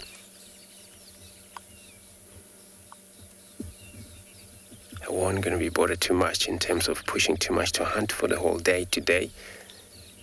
Probably maybe tomorrow, middle of the night. Digesting, it's quick. This heat is going to take place soon. We'll see them paint. Now there's not much of that because the heat is not picking up too much yet.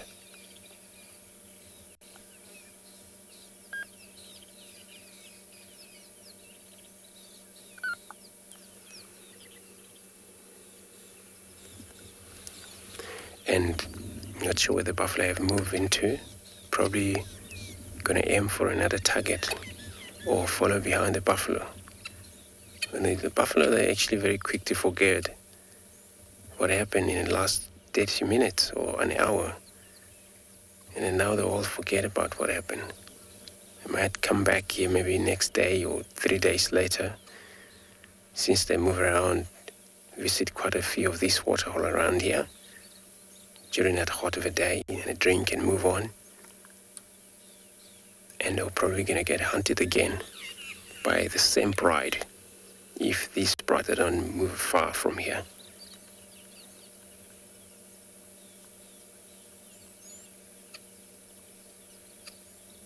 The northern boundary is not far. We're kind of in the middle of a western end of Bevilshoek property. So if they move north, and this is where they will be crossed into Manyeleti Game Reserve, where they normally hang around, then we weren't going to see them, probably get an update about them, but we weren't going to go there.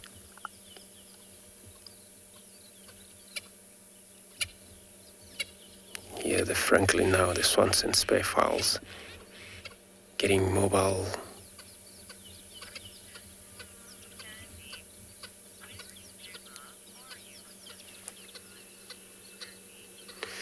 Sandy, good morning. Welcome to your beautiful, beautiful show this morning. So you want to know where we are right now. So we're north of Djuma, and we already crossed that border. So we're not in Djuma, we're in Bevilshoek. I'm going to check exactly and show you on the map. Let me have a look at the map here. I'll show you where we are exactly. So we have moved far from there, and it's actually far. When I'm saying far, it's probably another 4 kilometers to reach their camp. And this is what they have moved in today. But it's so cool that, it's one of our extended traversing rights we have. For a change, you need to check or, of course, look around for something different species in this area. Possible we may find cheetah sometimes, or unknown leopard. those sometimes they hang around in Manyeleti. There's a chance we find them. So it's not actually a bad idea to come this far.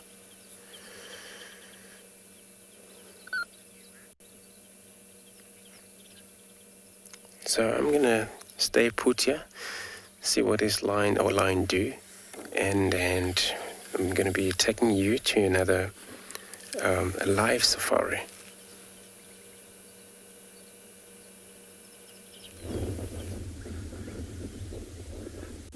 Welcome back, everyone. Mom has just spotted some inyalas that Gert and I were watching earlier. She's literally just gotten up. Look at her body language. You see her movements. She's trying to assess very quickly the situation, because they've literally just stood up and started moving very slowly from right to left of your camera. But as Mom was walking, waiting for the cubs to catch up, she seems to have spotted something, and I wonder if it's the Nyala. So across the valley, just ahead of where she is, Gert and I saw some Nyalas, but the cheetah didn't see them, and then eventually we lost sight of the Nyalas, and we were wondering where they had gone. It is very windy.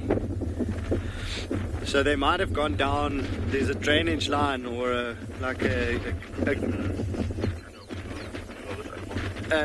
gully just up ahead of that mother cheetah that I think those nyalas went into to feed, but also to get away or get out of the wind. And it seems as though she's just spotted them. Could be something else. We're not sure. I haven't seen what she's seen yet. Something's definitely got her attention.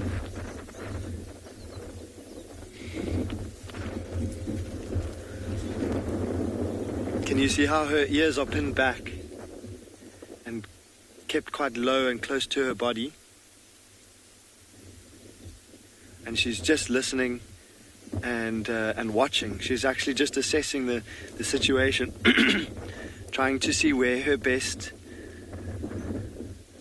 route or her best cover will be in order to get closer to these inyalas.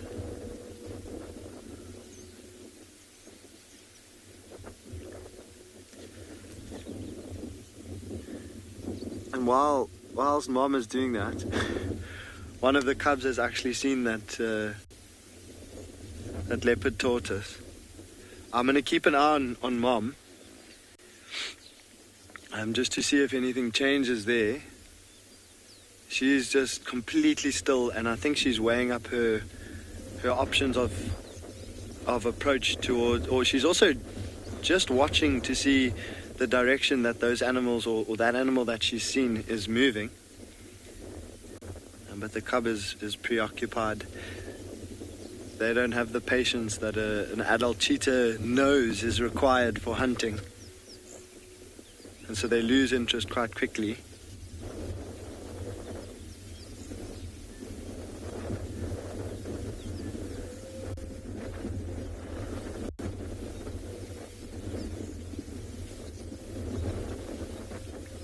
And as would be the same with that tortoise. If it goes into its shell, which it seems it has done, and to stay still, the cheetah will lose interest.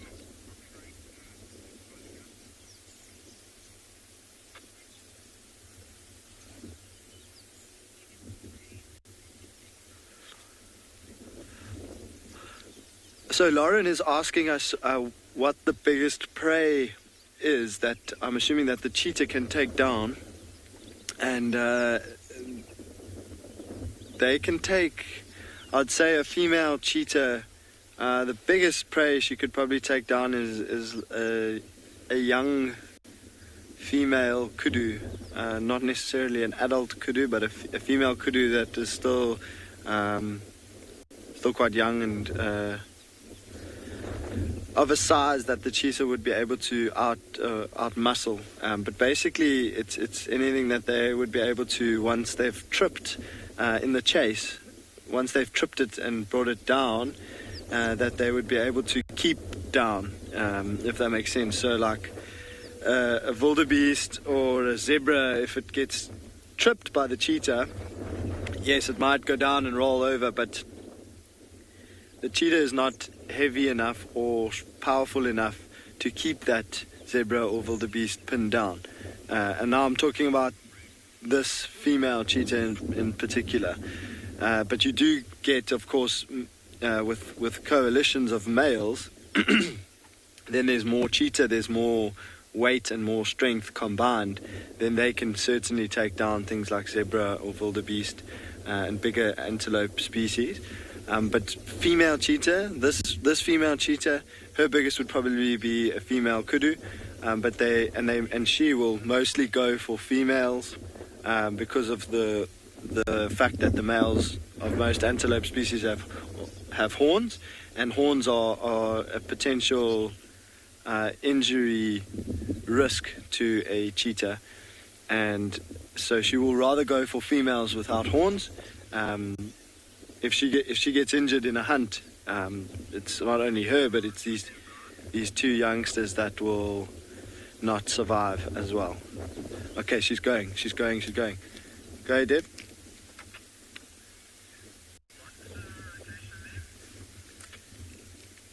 You can join as a third.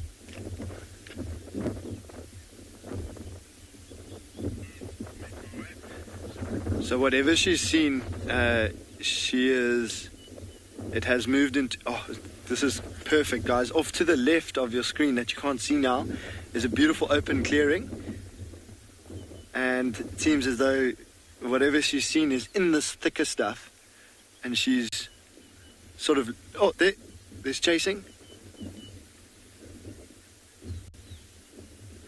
Oh, they've gone up the other side. Okay, we're going to just try to go around now.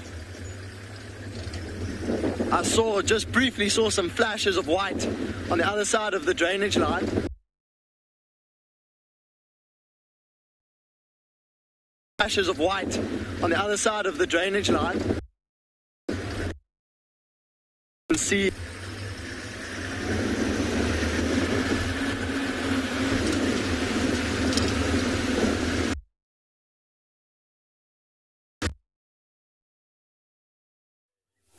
Just on that.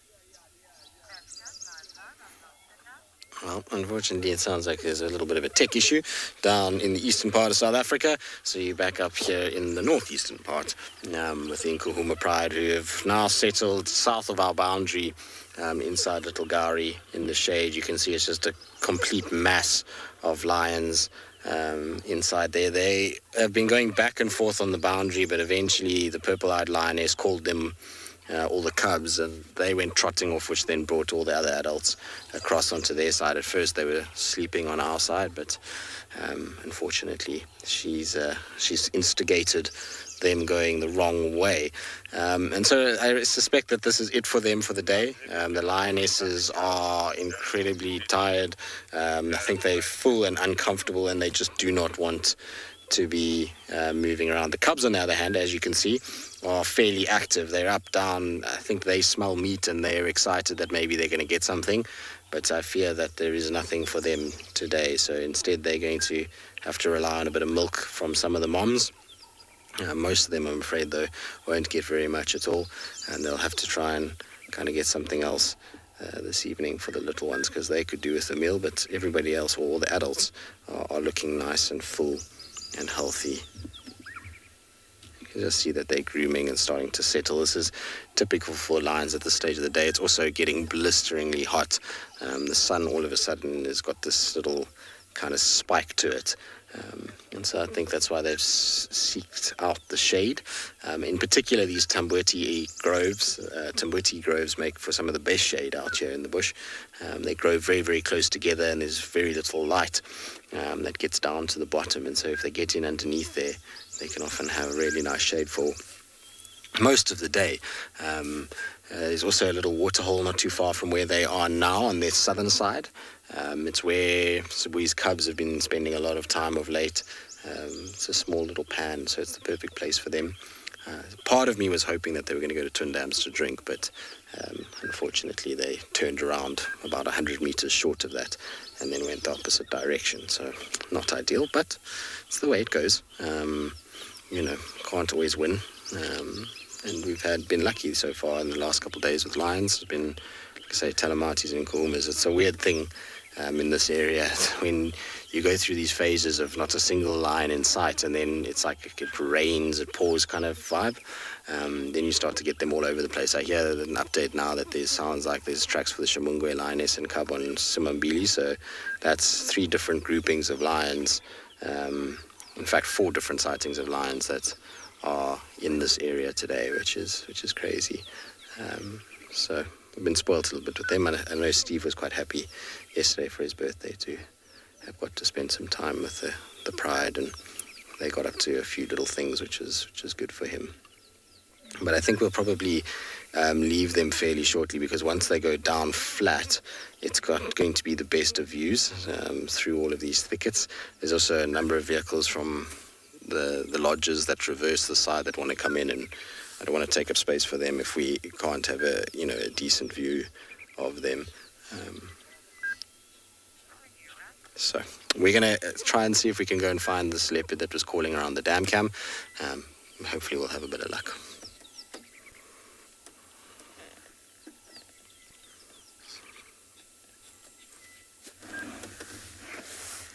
Well, folks, yes, here I am. We have found the male lions. I promised I would look for them. They're quite a distance away, and believe me, that's a lion.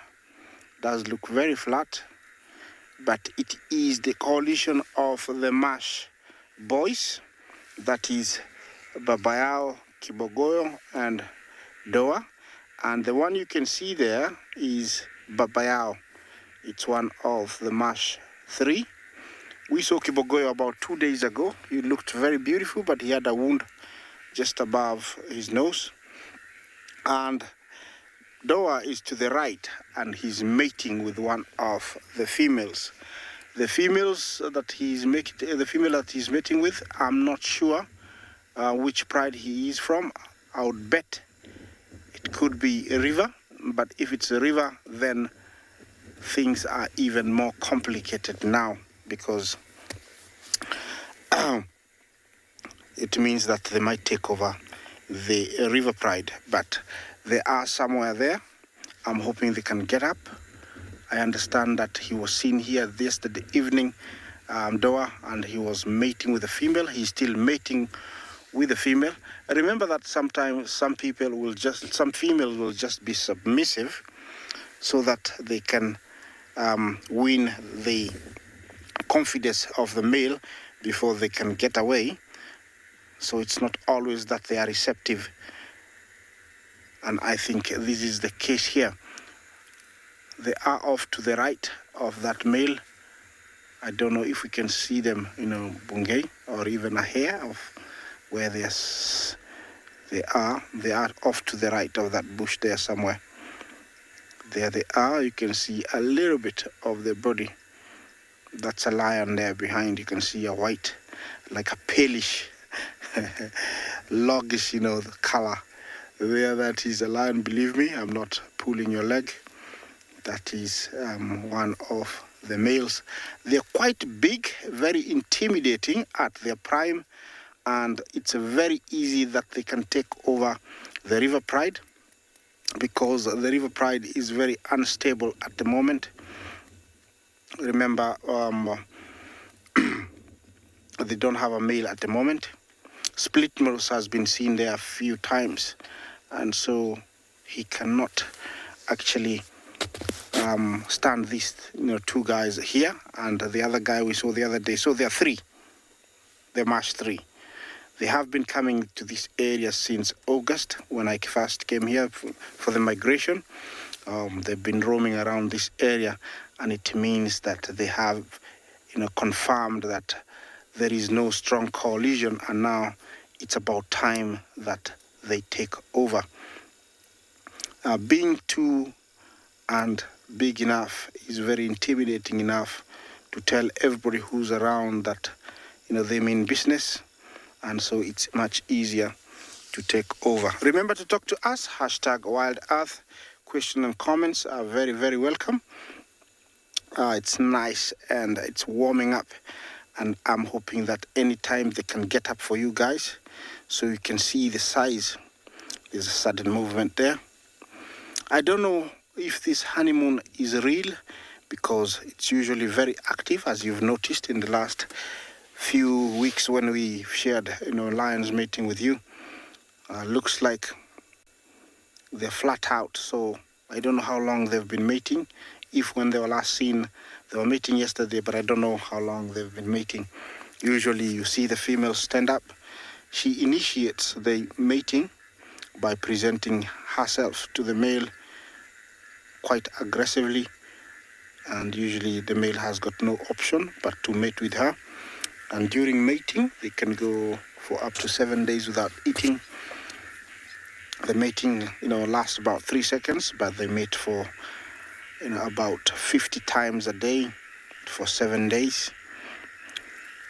It might sound a lot, yes, but for ovulation to take place in females, the ovary has to be stimulated. So the last few times, it's the only time that she actually conceives.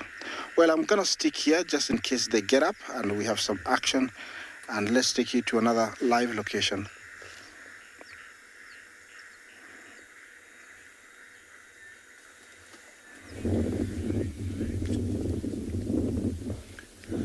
Welcome back to Ambion Pinde, everyone. And we've managed to catch up with the cheetah again. And unfortunately, Mom was not successful. You can see her breathing now is more similar to the cubs was earlier after they had their little game. So she did exert a little bit of energy now. She did go full speed, and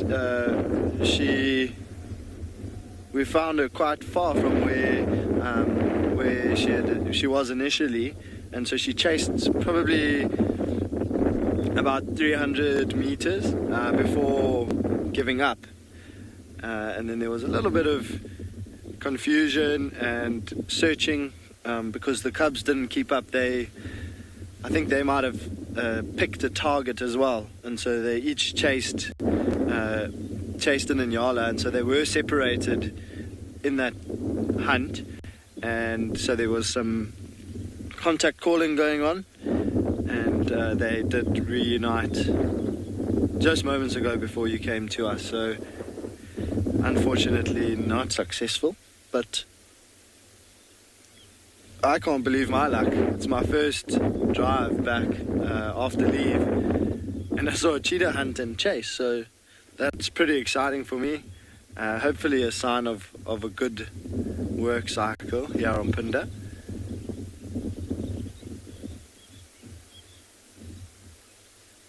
I love the chaos and confusion that happens when there's a hunt and a chase. If you can't see everything, and if it's not in a open clearing.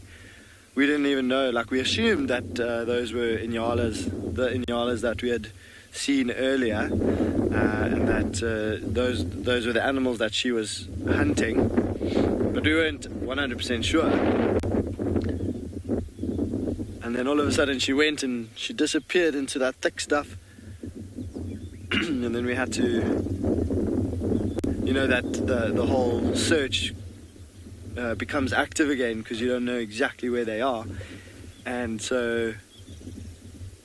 you're always asking yourself, did they catch?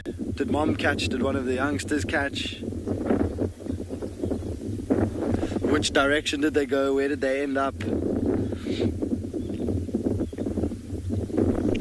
What we actually had to do was just switch off and listen, and we could hear the very high-pitched contact calling that they were doing between one another, almost like a bird chirp.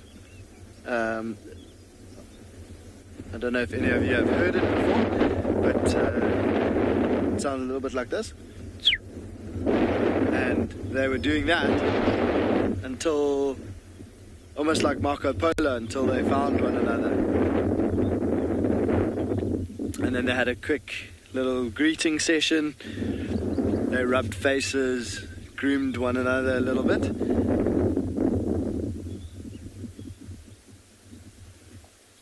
And then they've come and found this nice open clearing to rest. You can see Mom's now feeling quite tired. But that was awesome how she just sort of kicked into action. They were simply moving, and as you guys joined us, she spotted the Inyalas, and all of a sudden her body language and her whole behavior changed. And she just went straight into that hunting, predatory mode. And then after she'd missed, again, just like flipping a switch, she's now in relax and recoup your energy mode, just like that.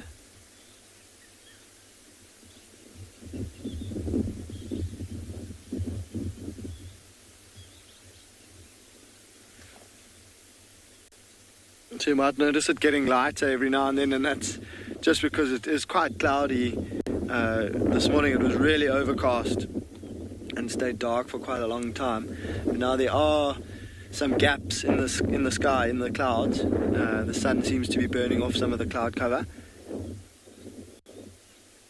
And it is ideal conditions for these cheetah because it's staying nice and cool. By now, if it was a clear sunny day, they would definitely be retreating to some shade by now.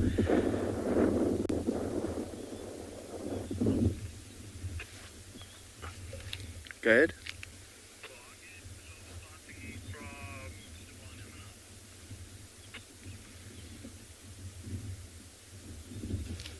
A firm.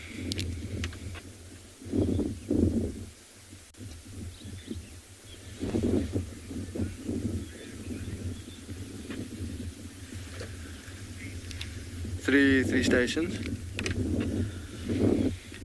RKB, I hope I'm understanding the question correctly, but you're saying, do they always finish a successful hunt on the same day? So you're saying if they manage to make a kill, will they finish it on the same day? And if you're specifically asking for cheetah, then the answer 99% of the time is yes.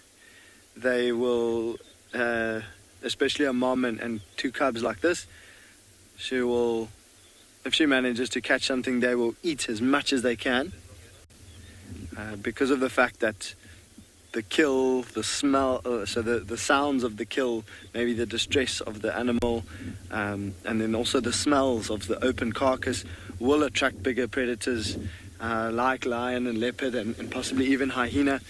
And so cheetahs will definitely try their best to eat as much as they can. Instinct will drive them to just feed and feed and feed until their tummies are about to burst, and then once they've had their feed, they'll go and lie down. If they make the kill early in the morning, it's all very dependent on the situation. And so, sorry, if mom makes the kill, or if one of them makes the kill in the morning, then they will usually stick with that kill for the duration of the day. If it's hot, they'll lie in the shade, digest, and then as soon as there's a small little gap in their tummy to feed them some more, they'll go back and they'll feed more. But later on in the day, when it starts to get cooler and it starts to get dark, they will know that the nocturnal predators will more than likely start to get active, and so they will have their last feed for the day, and then they will move off, and they will move quite a good distance away from that kill to a safer area, or an area where they feel they're safer. They've got a good opportunity to spot any danger, and then also as cheetah, they need to make sure that they have a good clear area to run away from any potential danger.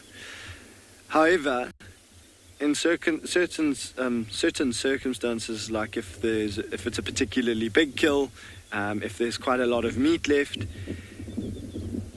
they will still move away for the night because they know that danger could come towards the kill. But sometimes they will go back and have a look and see if there's any meat left, particularly if it is a big carcass. And when they moved off, there was a lot of meat left, then they might go and check. And I have seen them before back the next morning, after having moved away in the evening, going back to the same kill in the next morning and feeding again. So typically yes, but typically yes, they will finish the kill on the same day and move away. But sometimes they will go back and visit the kill and see if there's any meat left.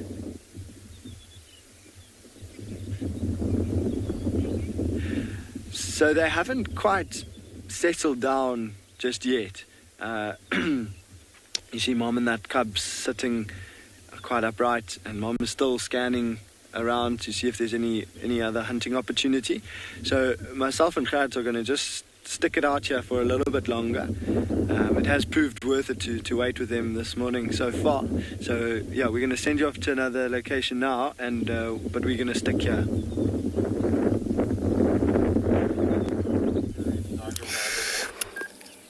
Great, Grant. Good luck with this cheetah. Hopefully they get to do something. And now we're sitting in this beautiful, smaller herd of impala, I would say, really maybe 3 male impalas. So I have decided to leave that sighting there. It's actually a very busy sighting up north in Beverly Souk. There's a lot of car were very much interested to join the same sighting.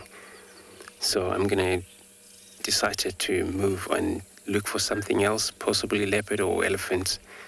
It's actually, getting in a kind of a very cool day that you're more likely to find more species interested for drinking this time of the day.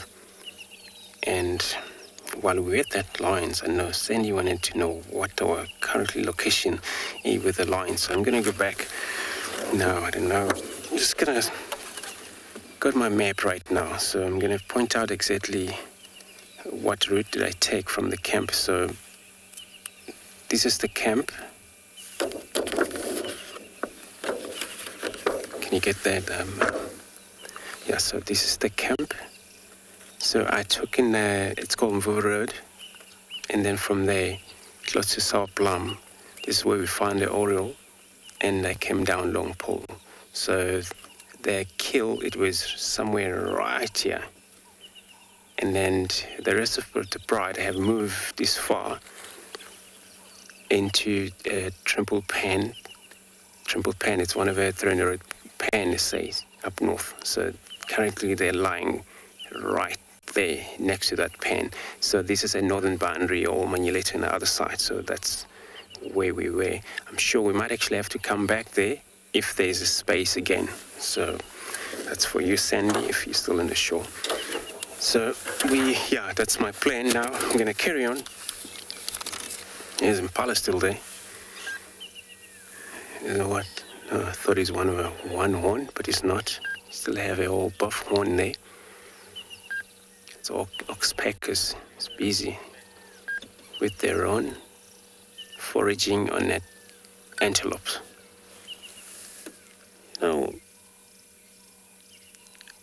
Oxpeckers are doing a very important role where a lot of herbivore species, they carry a lot of ticks.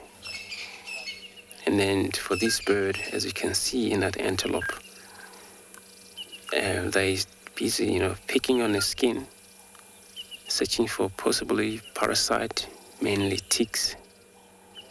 Those will be taken. The bird will be feeding on the ticks. So they kind of like sometimes can alert animal if there's a danger approach. Oh, now he looks like he didn't want this bird. Kind of like move off. Those are the ones that haven't actually had an opportunity to join a harem of females somewhere else.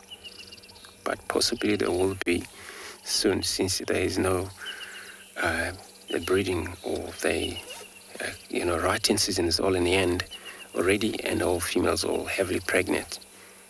We're aiming to see a lot of babies running around here by November, December. That time there will be a lot of beautiful young palas all over. So I'm going to carry on with my journey here, just to see if I can get anything else for you guys as well. So what I'm doing is I'm going to be taking you over another live safari. Oh, wow. Giraffe there feeding, but a very interesting phenomena here. A youngster seems to be on his own. Usually giraffes would be with others. It might not be in proximity, but in the distance, if you look around, you'd be able to pick up one or two, especially at this age. But looking around, we don't see much. Look at that landscape. I mean, we've tried scanning around and seeing what could have been happening around here. So an interesting little occasion here with just the youngster being on its own.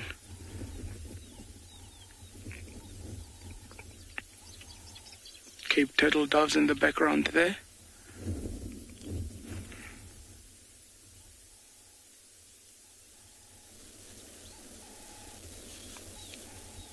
Maybe now he realizes he's on his own. Just starting to look around. Look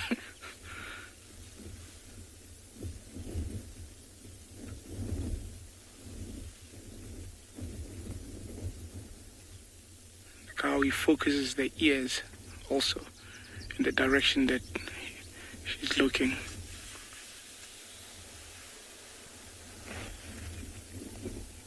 Oh, there's another one coming in the distance. It's a little bit far for the camera. Maybe we'll try just a little bit to the right there, coming through the gap. But so that makes sense.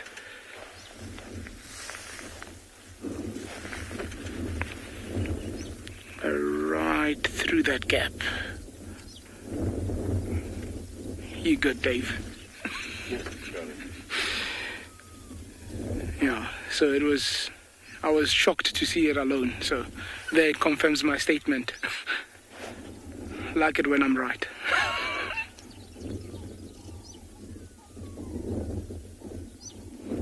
Don't know if you can hear it, but in the background there's jackals calling.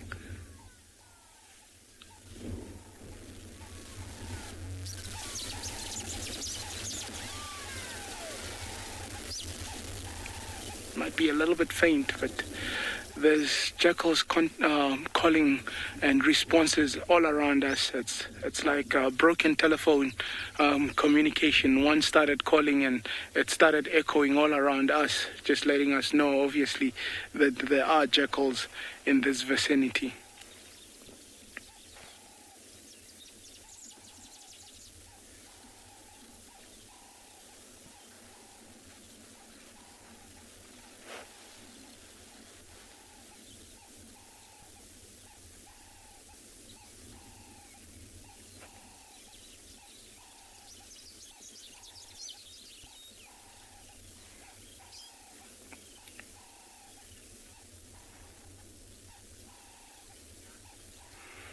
Linda, very good question. What is the average number of offsprings for giraffe? So giraffe would only, in the norm, have one young or calf.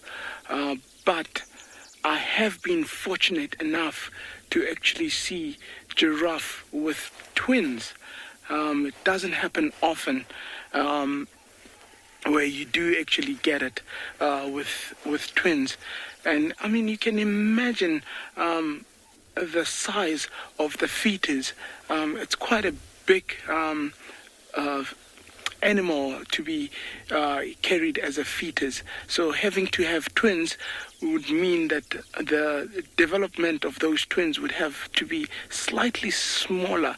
So your average would be one calf being dropped, and you're looking at a gestation of about 450 days gestation.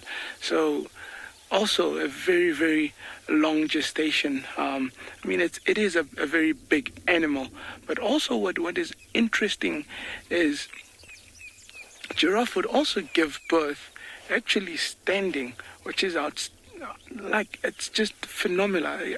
Most animals would do it on the side, but for them to actually do what they do standing is so that the umbilical cord actually snaps, and it's almost like a kickstart to life for that fetus or for that youngster coming out. But it's not a long drop, because the fetus is born just at over a meter tall. So it's just like a excuse my English here, but it's just going to be like a bungee jumpy experience. It's the best way I could explain it for now. I know it doesn't sound very nice, but that's just to paint a picture. And when it jolts, obviously the umbilical cord snaps and the young stays awake or gets awake.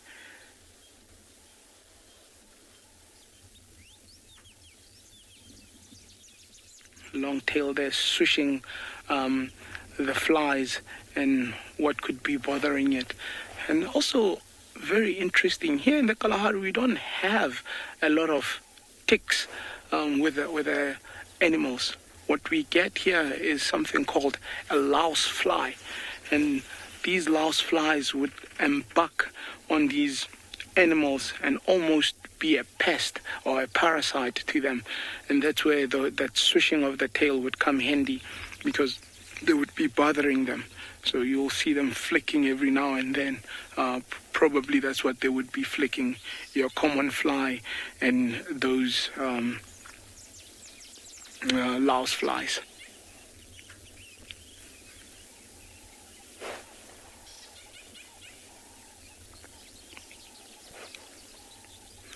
Guys, we're going to continue searching this beautiful landscape of the Kalahari. In the meantime, while we do that, we'll send you off to another location in Africa.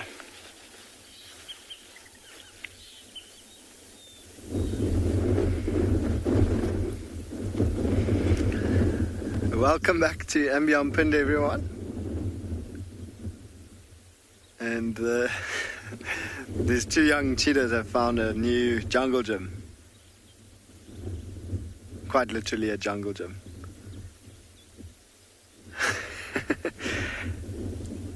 They're playing King of the Castle at the moment.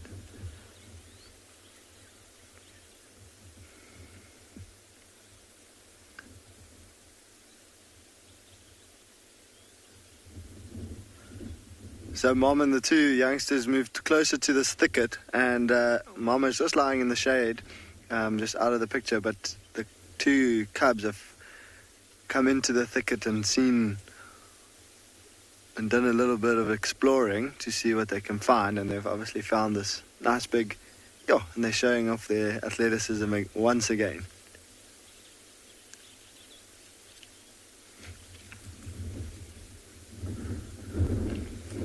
So they might not have the climbing skills of a leopard, but they certainly try. And they have got those powerful hind legs. So you see when they jump up,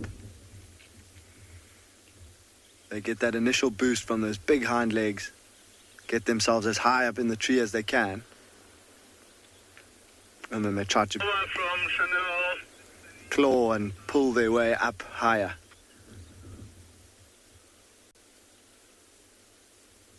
And that angled, that tree is at a slight angle, leaning sort of away from us, so it does help them a little bit with climbing.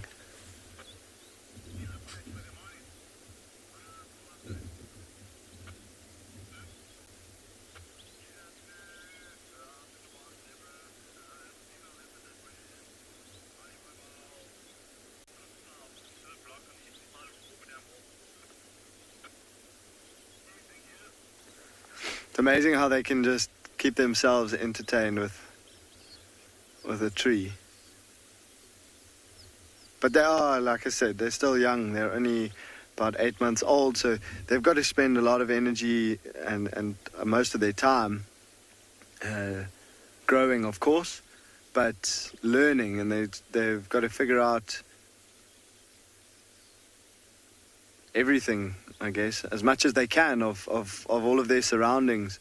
So they through climbing a tree like this, they learn their boundaries, they learn their abilities.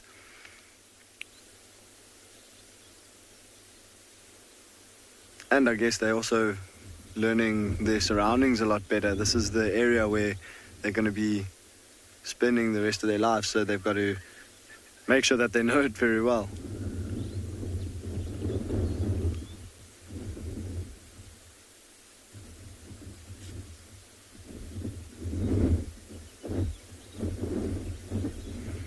And of course, every now and then there's always time to just stop and look around, have a quick break between the sets of playing.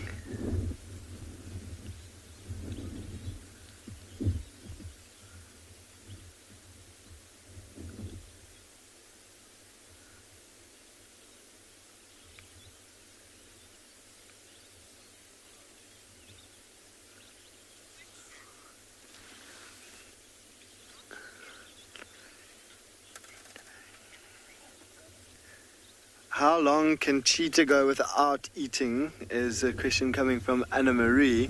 And the answer again depends on the situation.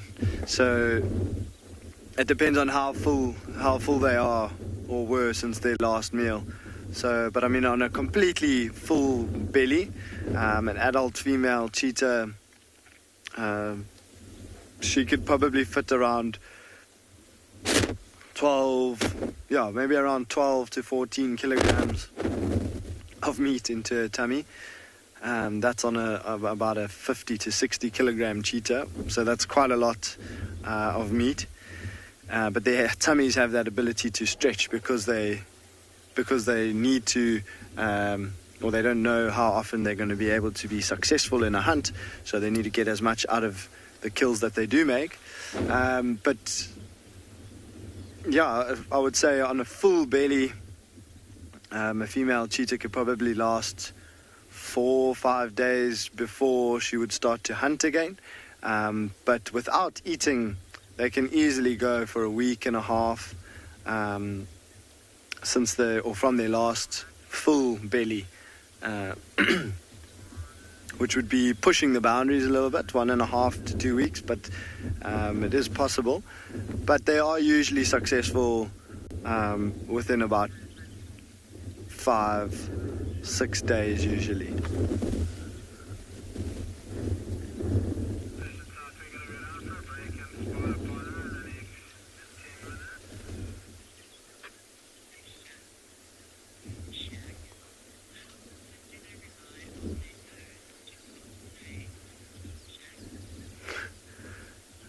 Boom Shack's asking how often do they rely on their nose to spot prey.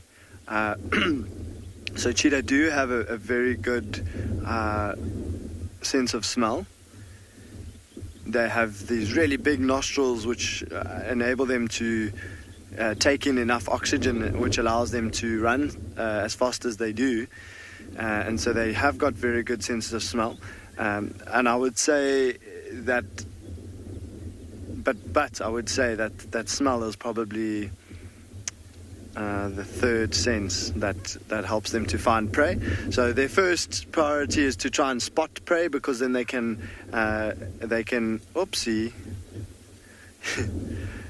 because then they can assess the situation and assess the surroundings and assess their approach, how they're going to try and stalk the prey. So their best, or their main sense that they use for finding prey is through their eyesight. And then hearing is definitely the second one.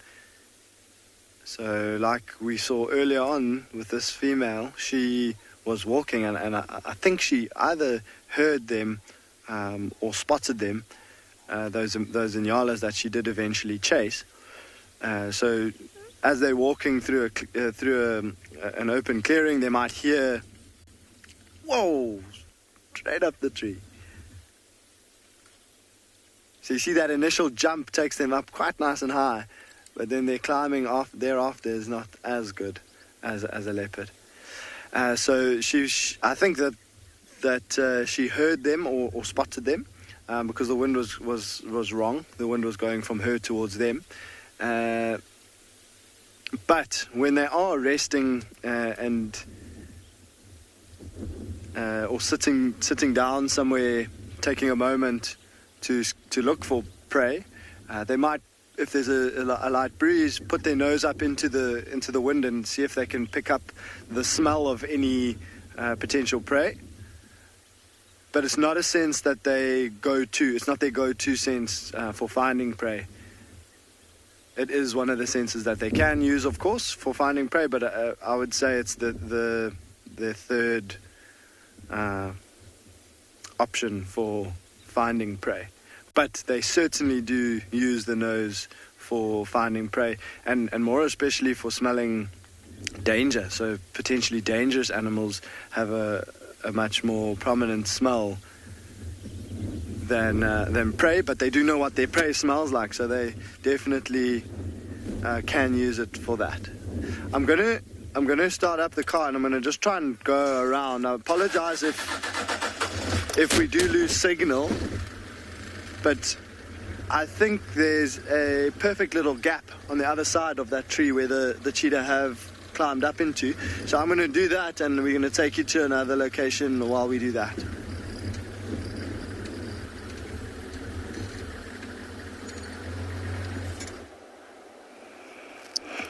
Jambo, and welcome to the Mara River. And here I have the predators of the Mara. These guys reign supreme in this river. They are the Nile crocodile, and I think the name derives from where they were first seen. This is a prehistoric animal that hasn't changed much for over 60 million years. One of the only few reptiles that is a predator that still considers man as a source of food. Yes, these guys live for a very long time, and they feed sometimes one good feed over a period of a few months, and then they stay put without doing anything for such a long time, up to 1 year without eating. Yes, we are at the Mara River. This is the river that all the wildebeest come to cross. In case you don't know about it, I'm going to remind you.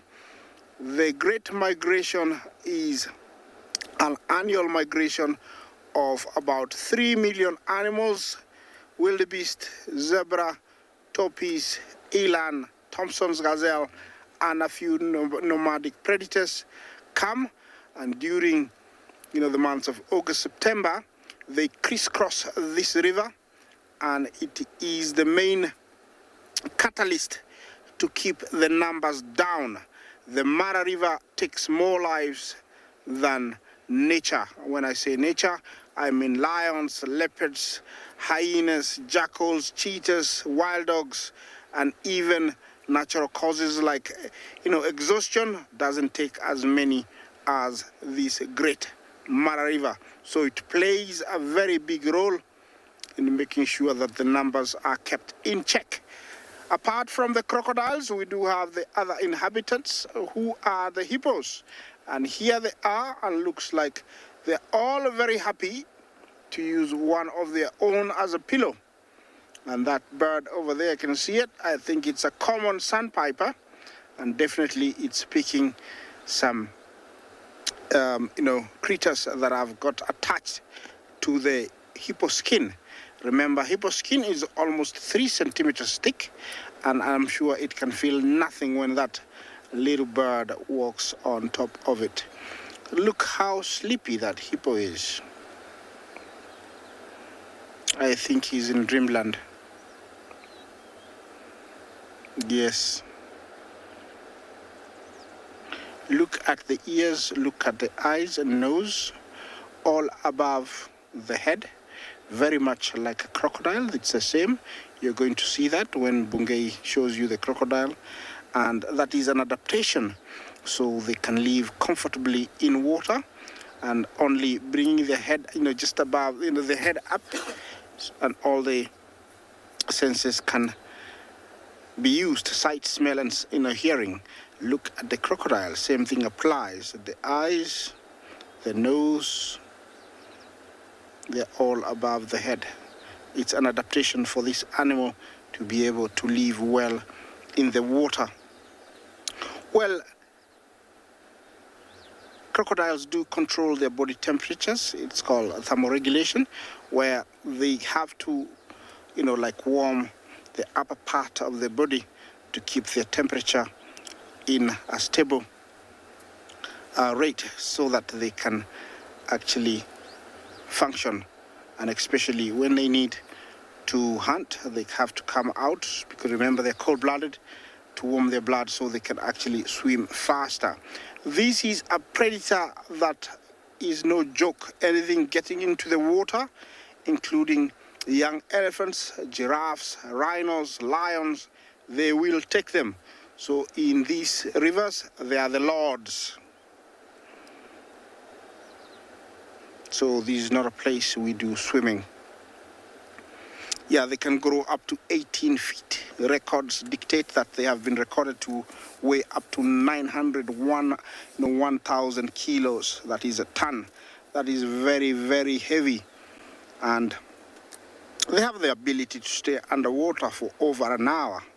Makes them, really creepy and dangerous. And also can see really well underwater.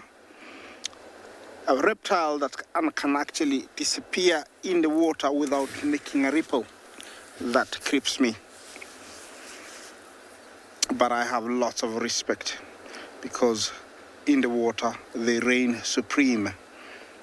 The Mara River drains into Lake Victoria. It's one, big river. And then the Lake Victoria, drains into the Nile. And then from the Nile into the Mediterranean. What do you have for us here? Whoa, look at this.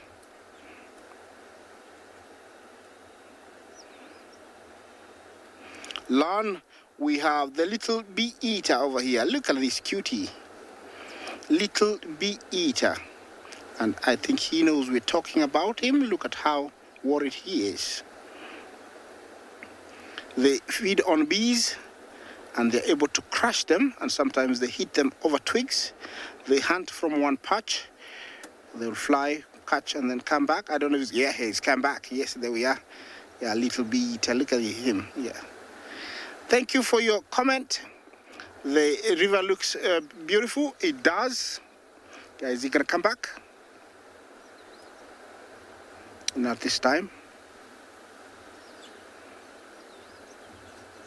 Not this time. Yes, the river looks beautiful. Look at it. It's flowing always to Lake Victoria. Yes, remember it drains to the, the largest river in Africa, the Nile. Yeah, the first largest. We have the Nile. The three biggest rivers in Africa are the Nile, the Congo, and then the Niger. So it does help and contribute to, the distribution of water to the Nile. And these waters end up very, very far away. The rapids are rough. It looks like we've had some rain upstream, and it is beautiful. Look at the barn swallows, flying over here. They're all very happy. Remember to talk to us. #WildEarth. Question, comments are very, very welcome. Keep it interesting. Yeah, that is the area we saw lots of crossing this year. If you were there, remember, that is the place that was full of action. I can picture some crocodile, some zebras and wildebeest gathered and some crossing. That was phenomenal. That was super. Yeah, The Mara River drains into Lake Victoria, but it starts up in a place called the Mau, and it's almost 100 kilometers from here. It's in a small swamp. It's got small tributaries that feed into it, making it flow constantly. It divides the Mara into two. The Mara Conservancy, also known as the Mara Triangle, and the Greater Mara.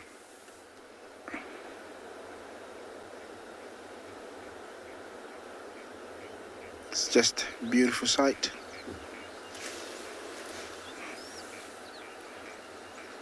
Normally we have more hippos here, but today it looks like it's only these few guys. I don't know what happened to the rest.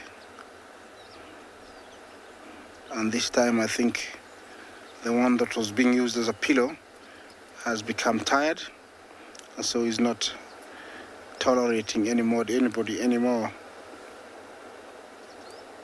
It's typical for hippos to stay in the water up to 13-14 hours a day. Yes, enjoy that while we take you to another live location.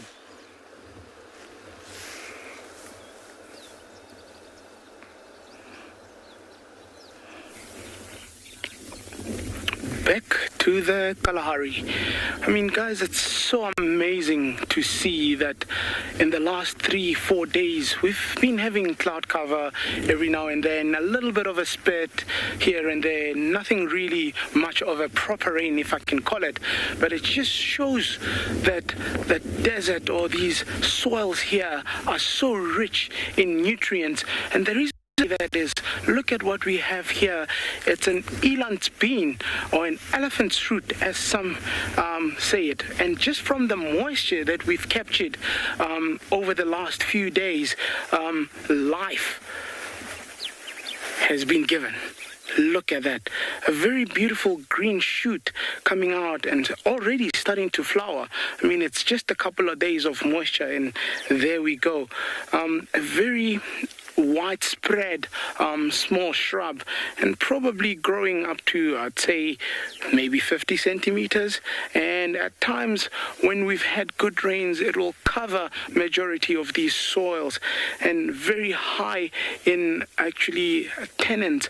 And again, taking us back to tannins, make these plants very bitter or not palatable with a proper English. So a lot of animals would actually avoid them. But interesting enough, the locals here have found a way to use this plant. And you look at how the whole plant would be used. If you look at the roots, starting from the roots, they'll have a very deep penetrating root, a tap root, and it becomes quite a thick stub, and it is very red in color. So what usually would happen is they would boil that with leather, and obviously because of its high content of tannin, it will give the leather an orangish red tinge to it, and that's what they actually use the bulb or the root to be more exact for. But also there's other uses for this specific plant, where locals also, because of not having well-established healthcare systems and so on, they found medicinal uses to stop things like your diarrhea and also stomach ailments, where you'd be having cramps. They would actually boil the leaves and make you drink that, and it should help with things to do or associated with stomach ailments. So it's just a beautiful plant that we get in the Kalahari. Okay, also in addition, I nearly forgot this. When the shrub is fully matured, it actually makes a very long pod, almost like those of acacias, but the pod is quite big. And what they also often do is they would break the pod open and get the little seeds inside and roast them. And after roasting them, they actually crush them, and that could make a substitute for coffee. But just, guys, look around. Everything is just starting to shoot just from that moisture. If we look, you can just see with the younger ones that are smaller than the one we've been showing, just everything starting to shoot green. Can't wait for a lot of rain to come and the Kalahari transform into this lush, beautiful place.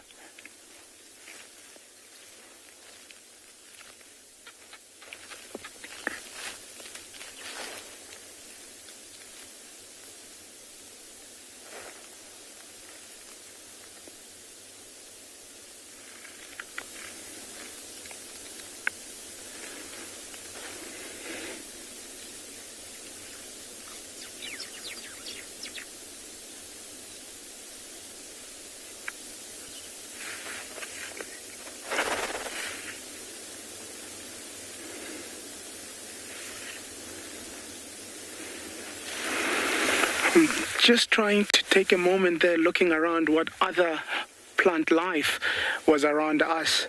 But I see it's just the eland bean that's the first to kind of emerge. So yeah, this is good hope that we're going in the right direction.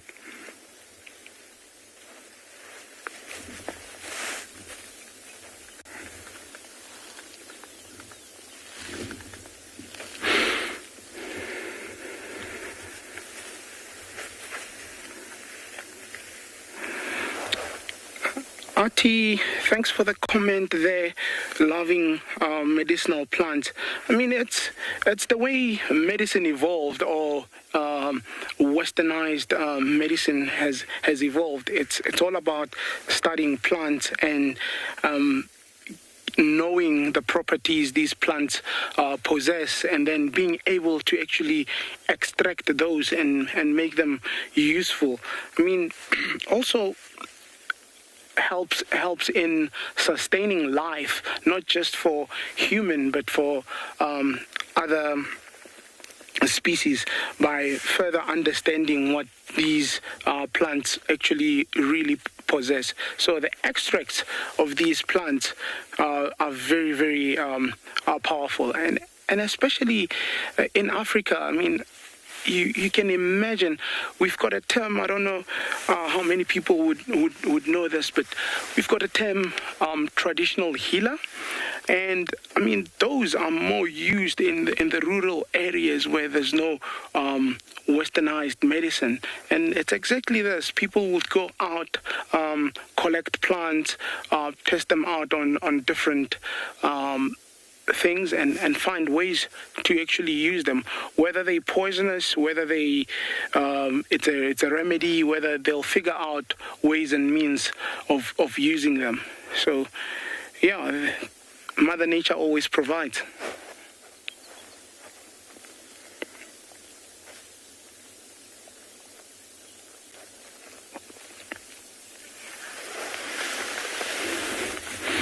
Guys, while we continue searching for what Mother Nature gives, I'm going to be sending you off to another very beautiful location in Africa.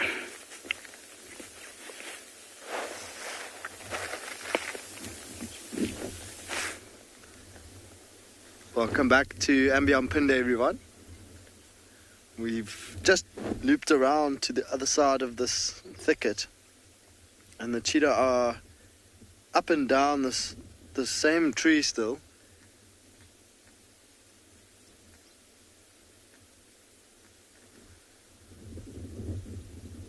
The games are continuing.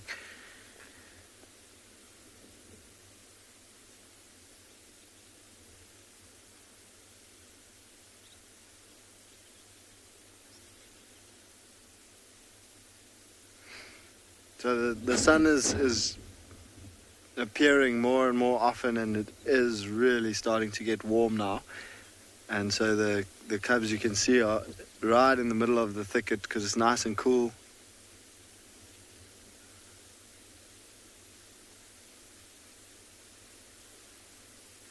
Here we go. Come on. Now the reason we came around to this side is because when they do go up the tree, right up to the top, they've been popping out in that big fork, facing towards us.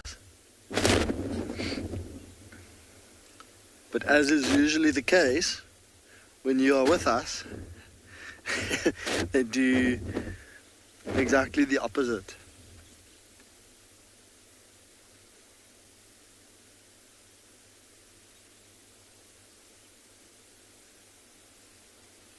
Come on! That was close.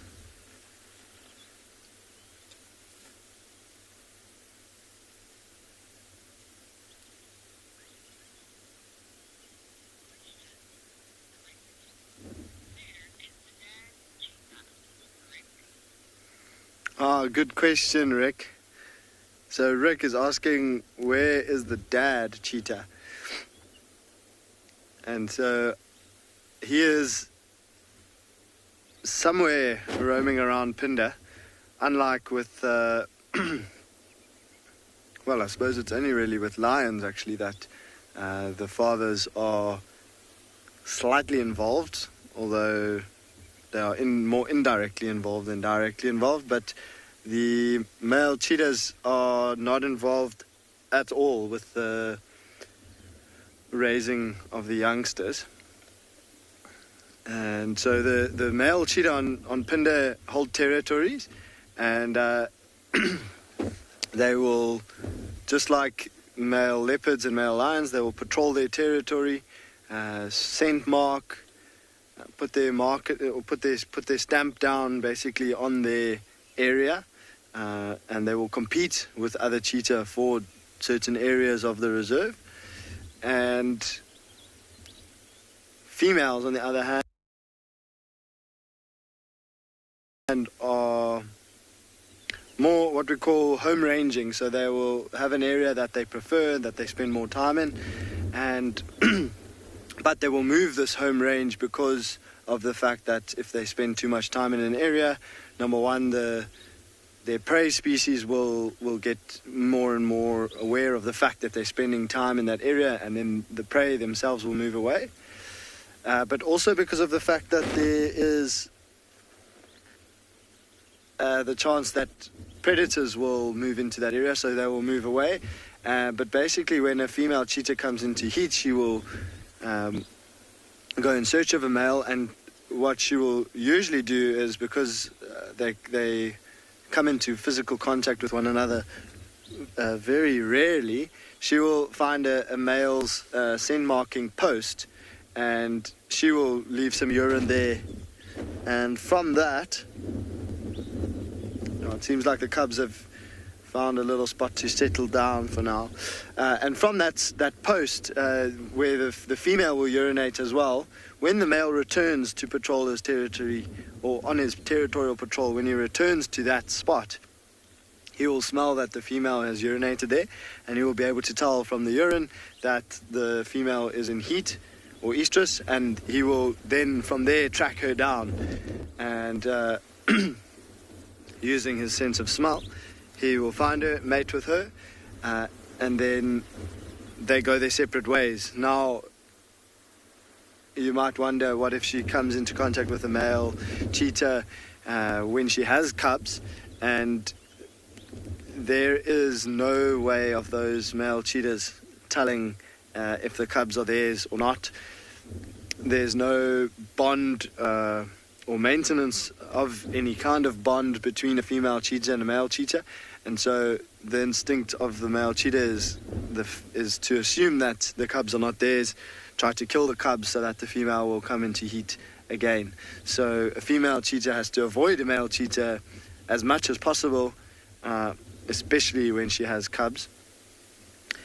So like the coalition or a male cheetah that was responsible for these cubs, if he came across them, he wouldn't have no way of telling, and so he would try to attack and kill them, and so mom would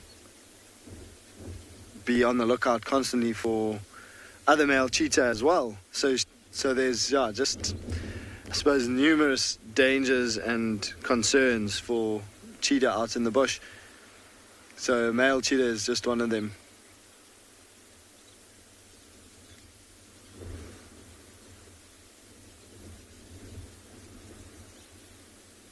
You see Mom lying right in the edge of the thicket there, as close to it as she can, for as much shade as possible. And there is quite a strong wind blowing. I'm sure you might have heard it as we've been speaking or as we've been sitting here. And so the shady spots are pretty much the only savior from the sun at the moment.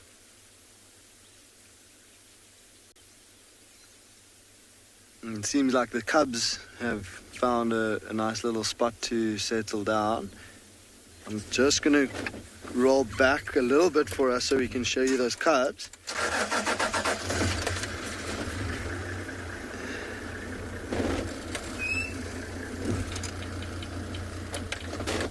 There we go. Yeah, so they've also, just like Mom, they've found a spot to settle down in the shade. Now, after, because of the fact that they hunted this morning, Mom will be now conserving most of her energy, resting in the shade, trying to recuperate. And she will be on the lookout, most definitely, for any other prey that might come across this open clearing.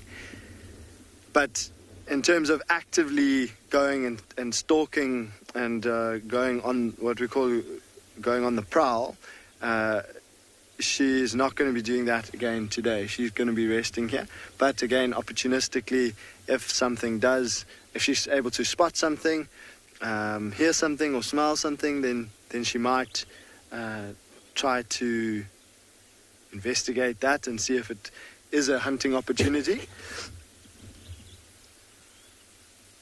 But for the most part, the rest of the day for these cheetah, it's going to be resting.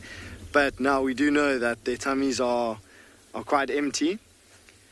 If no opportunity presents itself throughout the day today, then this afternoon, when it starts to cool down a little bit, that's when Mom would typically start to become a little bit more active, start to think about looking for a hunting opportunity.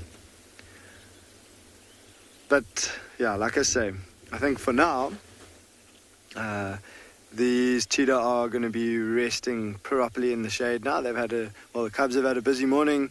Mom's had a busy morning. She's had a hunt, unfortunately for them and for us, unsuccessfully.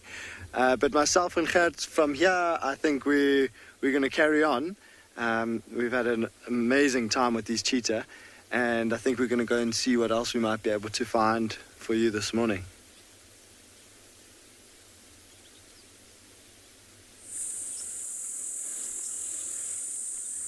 This herd of buffalo slowly makes its way towards Leopard Dam. What a spectacular, bright green morning. Hi everyone, I'm Mike. Behind the camera is Seb, and you've joined us at Eco Training Pridelands Conservancy.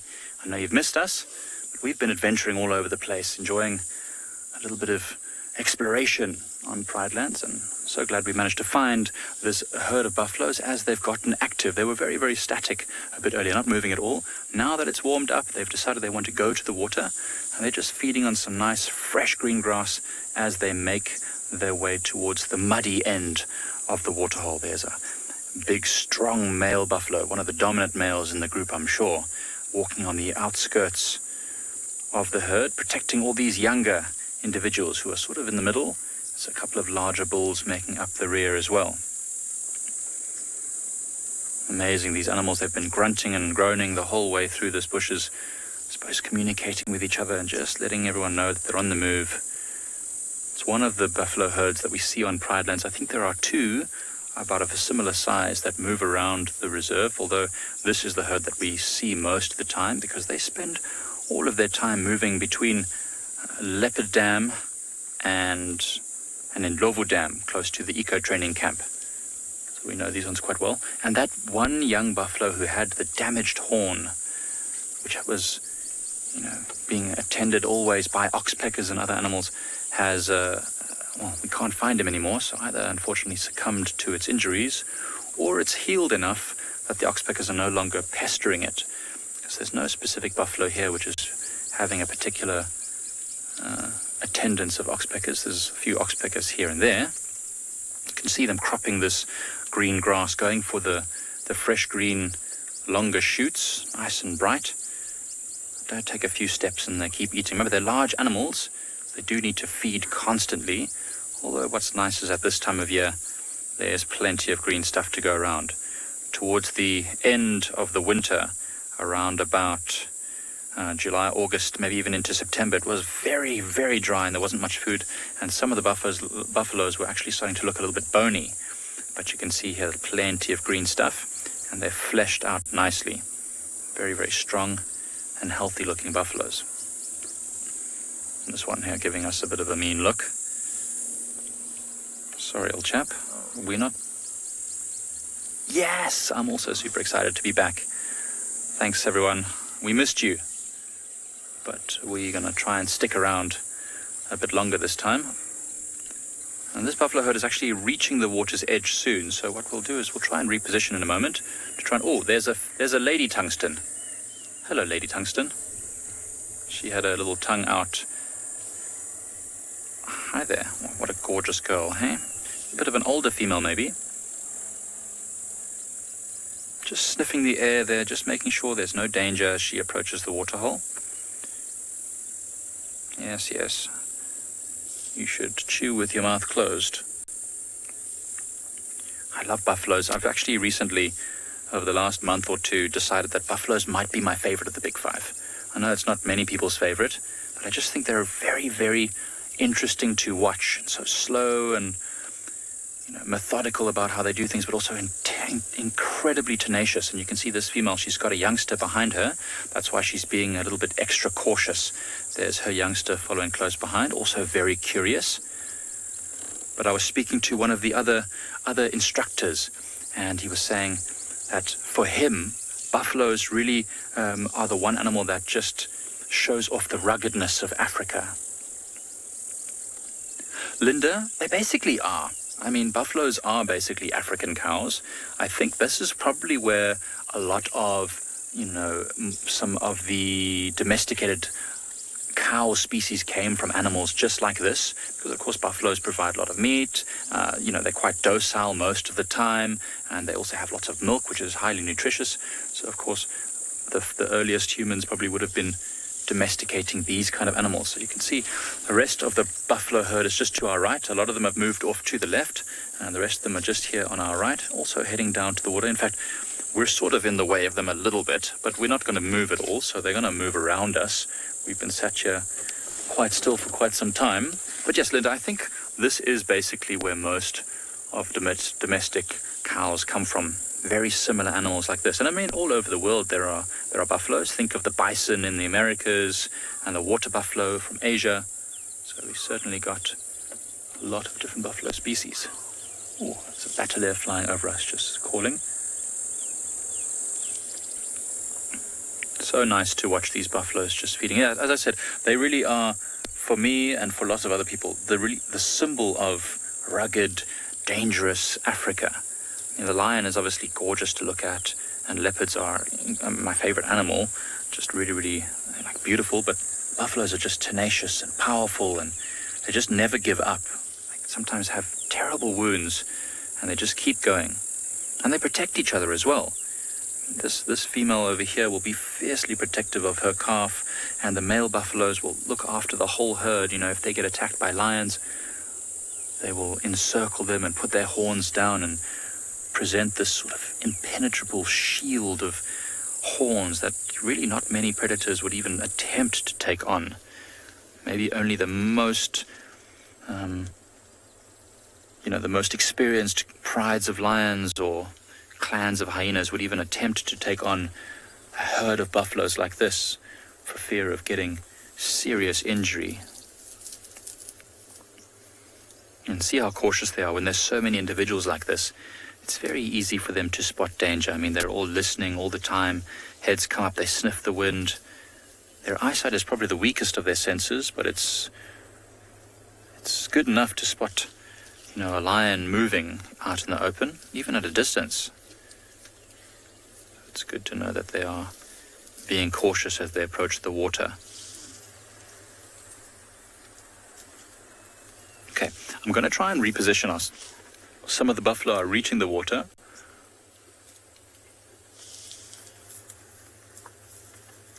Toby triplets, I don't think so, but twins, I suppose it's possible. Many animals that we don't, normally associate with twins, like elephants, for example, sometimes happen. So I suppose it could probably happen with buffaloes on the very, very extreme rare occasions, but certainly not commonly at all. I don't think I've ever seen buffalo twins, but it might have been recorded at some point in the past. Oh, that buffalo's having a good scratch. It literally was reversed. That big male buffalo just to the right of this female was having a big scratch on a thorn tree in order to try and scratch his belly, which he couldn't normally reach. Well, these buffaloes are heading around us now. Some of the first of the herd have reached the water.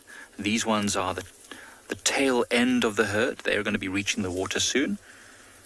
And then they'll probably not go too far after this because it's becoming a very, very hot day. You can see those tails swishing to keep away the bugs. And once they have had a drink of water, they're probably going to rest in the shade somewhere near here, maybe in the drainage line or underneath some of the large trees around the dam in order to stay nice and cool. Remember, they've got that four-chambered stomach. They're ruminants. So once they've got food in their belly, they won't need to keep feeding. They can just regurgitate that food and keep chewing it to get more of the nutrients out. It's a good and effective way of saving a little bit of energy. Oh, look at that little calf. I'm quite excited about getting closer to the water. There's a second calf coming behind it. Each one of those belonging to a different mother. You can see how they stick close to the side of their mother. Especially when they're moving like this, it's better to stay close to the mother. If they get separated at all, that's when they can become in danger of a predator attacking them. And some of the older buffaloes at the back, slowly moving, just plodding along. When you weigh 400 or 500 kilograms, it's not an easy thing to keep your body moving quickly all the time.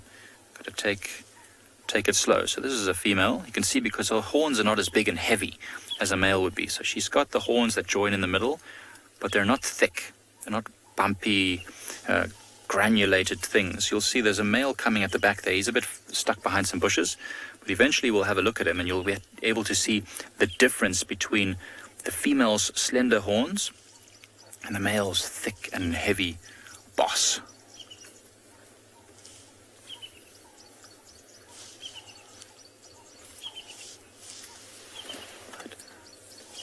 See still some individuals in front of us here as well, just watching us from the shade.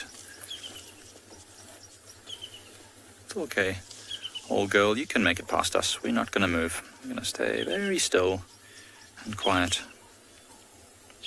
There's these interesting light patches in front of the eyes. So there's a little fly moving on it right now. Now, I've always been wondering what those are, and I hear lots and lots of different theories behind it from, that's where the ears flick and they hit the eye there, but I don't think that's the case because, this buffalo is flicking its ears a lot and they don't seem to be hitting it in the face. I actually think it might be glandular skin. Perhaps there's some preorbital glands there, which they use to maybe leave a scent, maybe for the calf, to identify specific individuals. You see that bare patch of skin there. I don't know, has anyone else heard any interesting theories about it? Someone mentioned to me that maybe it's a light patch of skin there that helps to reflect light into the eyes for when they are feeding during the evening. Oh, she got a bit of a fright there. Don't worry, old girl. You are not in any danger from us, I can assure you. And there's a buffalo scratching in the background. You can see the whole tree moving as it scratches its side against that little russet or red bush willow.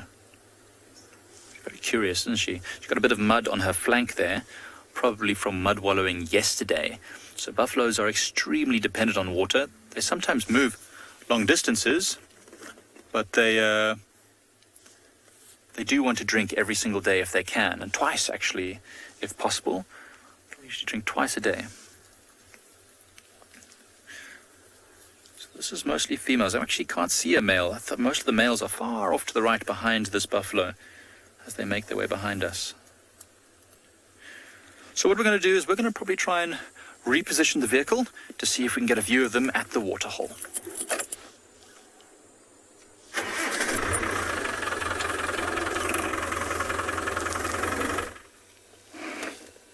As always, when we're just about to come to you, they sleep or they disappear, but at least he's still there.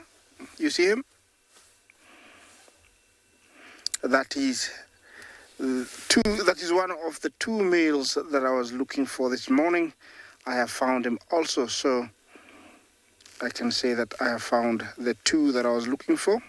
He's one of the new pride males from the Marsh Pride that crossed the river.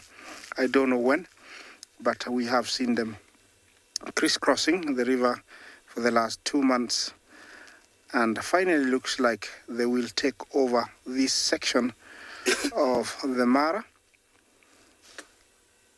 There is one that's mating with one of the females from the river breakaway, and this guy seems to be keeping him company quite a distance away. Remember that during mating, it's not always that the mate that starts mating end up, with the mating. He gets too tired because it's very vigorous, very energy draining, and so towards the end, a new male does come in and finishes the copulation. Apart from mating, this is what they do best, as you know, resting. They are masters of resting, and he is doing that here. The bush is under is the one I've been talking about, the orange-leafed croton. And it's a bush that repels insects because it smells really nice, but the insects don't like it. So it's a bush that is favored by most predators, and one of them being, lions. They love this tree. A very good place to hide, raised up, so he just needs to lift his head and he can see what's going on around.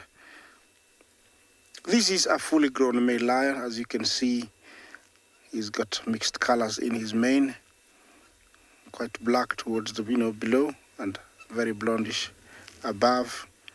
That is a sign of maturity. I would give him a good over 8 years. He's at its prime right now. Can weigh up to around 240 kilos. Very intimidating, and when they're 3, it's a force to reckon. Remember to talk to us. #WildEarth. Question and comments are very welcome. It's a beautiful morning. Still a little bit cloudy, but it's warmer than how we started this morning. I'm loving it. You see the orange leaves on the tree? Hence the name orange-leafed croton. Remember, it's a hardwood. In the local language, it's called oleker dengai. I don't know if you can pronounce that right. Every now and then he moves. Look at that.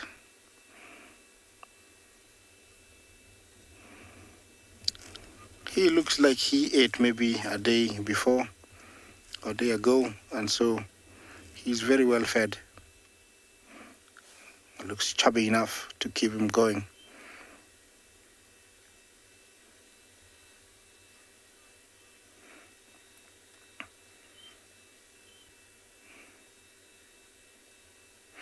Of the 3 coalition that crossed here, he is, this one I think is the one called Babayao,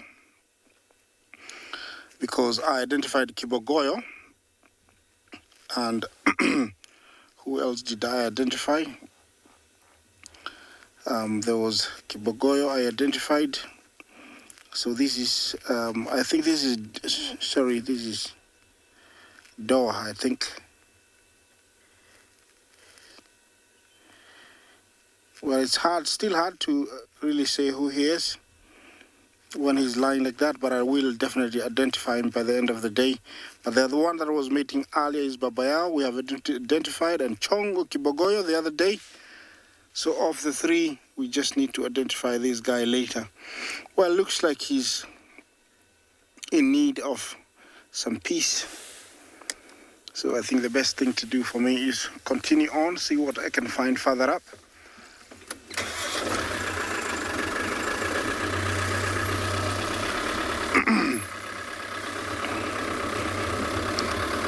Sometimes it's hard to just sit there when they're sleeping, although it's nice, but it can take toll. His other brother is somewhere here mating. I don't know if we'll be able to see him from a distance.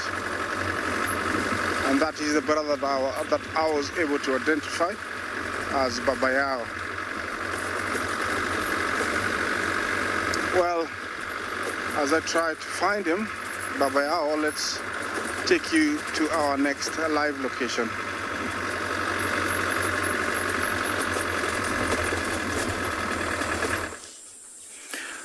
So the buffaloes have reached the waterhole, but they've started to move off now. In fact, not all the individuals came down to the water. Some of the larger males did not, but this one is taking full advantage of that water. Standing in there, just, I think it's probably using it as a bathroom, because, it's always embarrassing when you're at the beach. You need to go to the bathroom, don't know where to go. Water's the best place, right? But they're slowly moving. I have no idea why I said that. It just came into my mind. Sometimes I don't have a filter. So these buffalo are slowly moving into the deeper water. Some of them are cutting across past in front of us. I know that it's not the easiest view of the buffalo, but you can see them moving behind these bushes over here. And a lot of them are leaving the water now. As we mentioned, they would probably go and feed on some of the grasses near to the water's edge, be able to come and pop back into the water if they get a bit too hot. You can see the ripples in the water. It's not a very windy day, so the water has got ripples just from the buffaloes moving in it.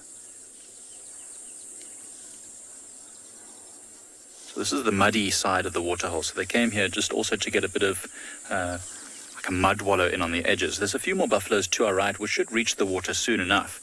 So we're not going to go anywhere. It's a lovely shady spot for us to view these buffaloes as they come past the water and towards the water. So there's the few buffaloes that have just finished. There's a tiny little calf there, probably just a few months old, staying close to mama. See how the mother's a mixed feeder, so she ate a few of the leaves there and now she's eating some of the grass.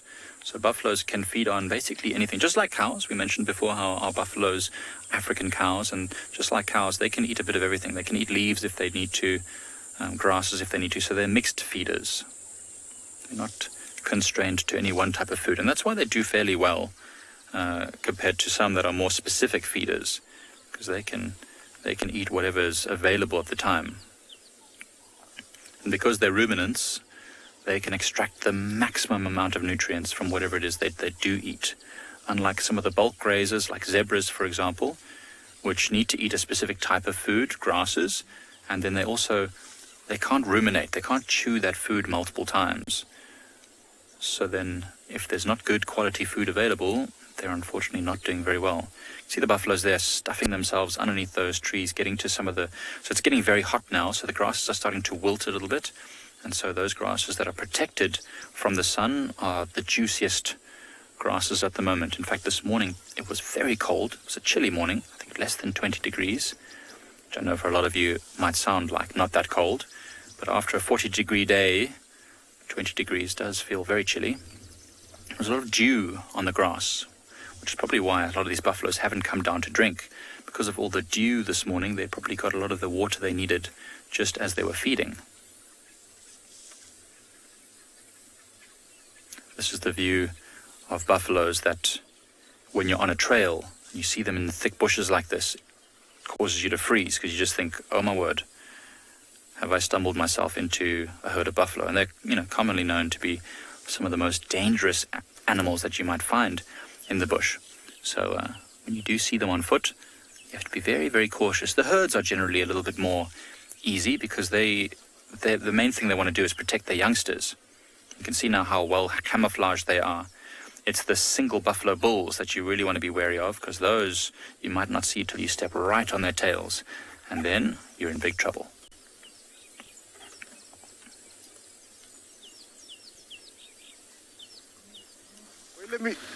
Ile miti imekauka. Underneath ile miti imekauka across. Uko ng'ambo. Kuna dume inatembea. Hii miti inakauka. Well, here are, the other pair that was mating away from the one we just left. I have a better view, and looks like there is no issues. Normally, if the female is resisting, she will be waking up and gnarling and, making some sounds to tell the male that he is not welcome, he is not happy. But here it looks like all is well. Typically, he stays very close and give him full attention, sometimes not leaving her even like 6 feet away. He'll just stay there, and as soon as she wakes up, he will do the same. Most of the time, she does the initiating of the mating. She initiates it. And here, I think, these two lionesses, we see just one. There is another one that hangs around with this one, have accepted these, 3 males that are hanging around this area. They are a new coalition as the new pride males. They are mating, believe me. So I'm, hoping that we're going to be patient, and before the end of the show, maybe we'll see them mate. It's usually very fast. If you blink, you miss, but it works. Remember to talk to us, #WildEarth. Questions, comments are very, very welcome. Make it more interesting.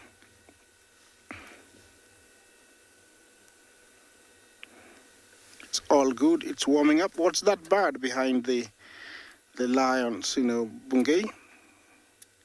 Just went down, sorry. Looked like a yellow-throated longclaw, but it's no longer in sight.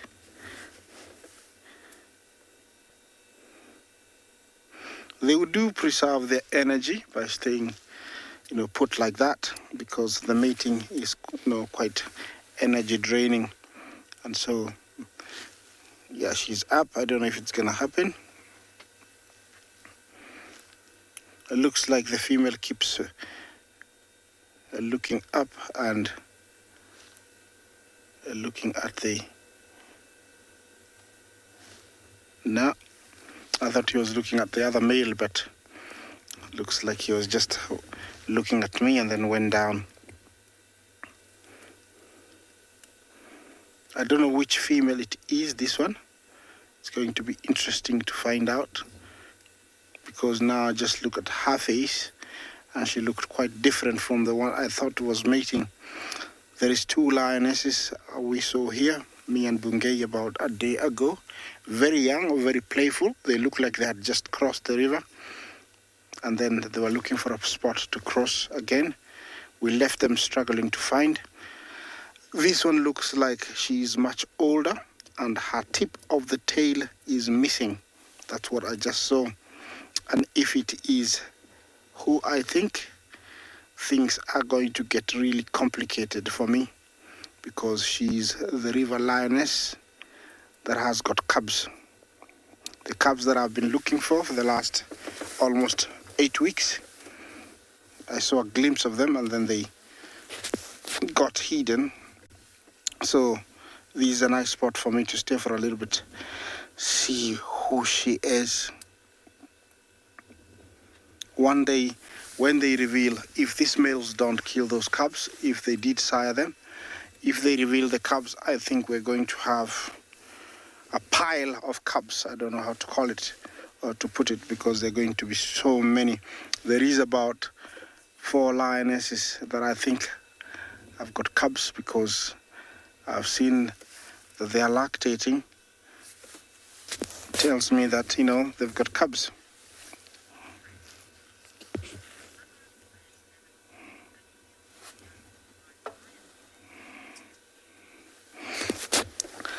Fish, the mockfish, are there other animals that kill the young ones like lions do? Well, I know of zebra. Zebra do actually force mate females that are carrying a baby and they think it's not theirs. They force mate with them so they can abort the fetus, and so they can sire their young. And if they take over new mares after being spooked and they have to take new mares, if there is a young one that is not theirs, they might actually kill it by kicking it in the forehead so that, you know, they can have their own. I think the zebra is one. I don't know of any other apart from birds, but birds actually, it is, you know, themselves. It's not, you know, an intruder. So I think zebra and lion are the two that I know. Maybe one of my other colleagues might be able to, you know more about that, but I know two only. That's a beautiful view of the Olololo Syria escarpment. You see it there. Remember, it's the westernmost wall of the Mara Game Reserve, and it forms a very good buffer zone and also a boundary between the human habitated area and the conservancy. In those plains there, it's just, you know, there's lots of animals. It's only that we don't see them now. Well, I'm going to stick here to find out who this female is, and while I do that, let's take you to another live location.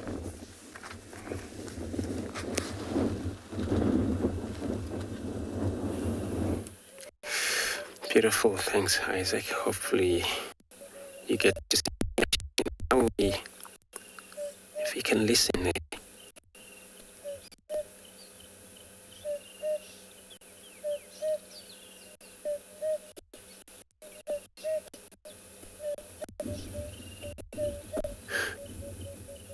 Isn't that amazing?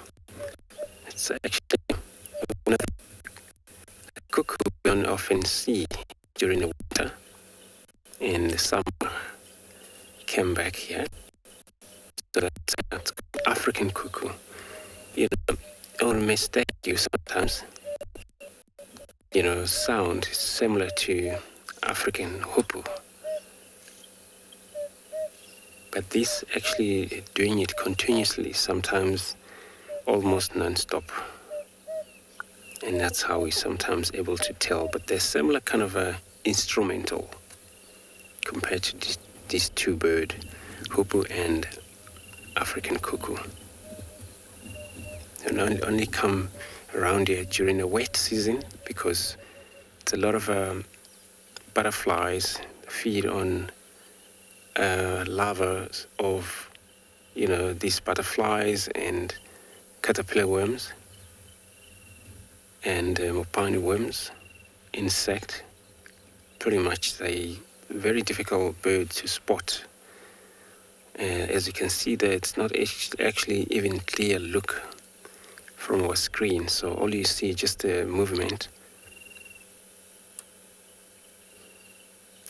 These birds are one of the birds, sometimes during a hot day, you all hear them calling. And that it's just because many of the birds don't make so much sound when they taking rest when it's too much hot. These birds are able to make that sound. That's how they communicate, but also advertise their territory around.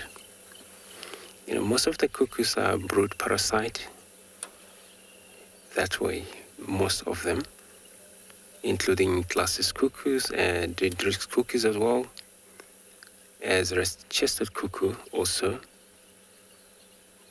even strapped cuckoos or Lavellins. So it's quite a lot of cuckoos, jackpin cuckoos, but you all find them this time of year around here. the instrumental going again, if you can take that few moments of your time.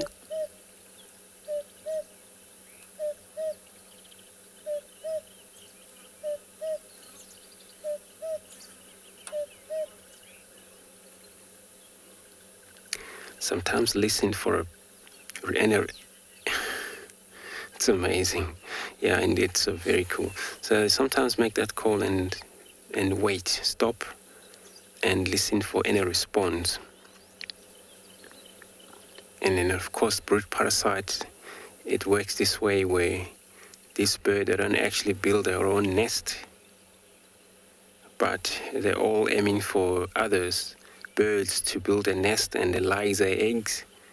And then at the same time, this bird, as a brood parasite, they aim for a specific time when that particular bird belongs to that nest is not around, and they just sneak in there, lay egg, 1 or 2 eggs, sometimes usually 1, and then that way, and then the eggs are only going to be taking care of the different bird, not that cuckoo. So I'm on a southern boundary, checking around for possibly anything else. I haven't gotten a gap back to those lines yet, but I'm sure, hopefully, I'm wishing to go back there just to see what is going to be like. I know they will be lying down. It's extremely now getting warm. So, but for the afternoon, again, it's going to be a very good time for them to be able to, be visited there, since that's not going to be so much of a lot of traffic. So I'm going to be carrying on, checking the boundary while I'm taking you to another live safari.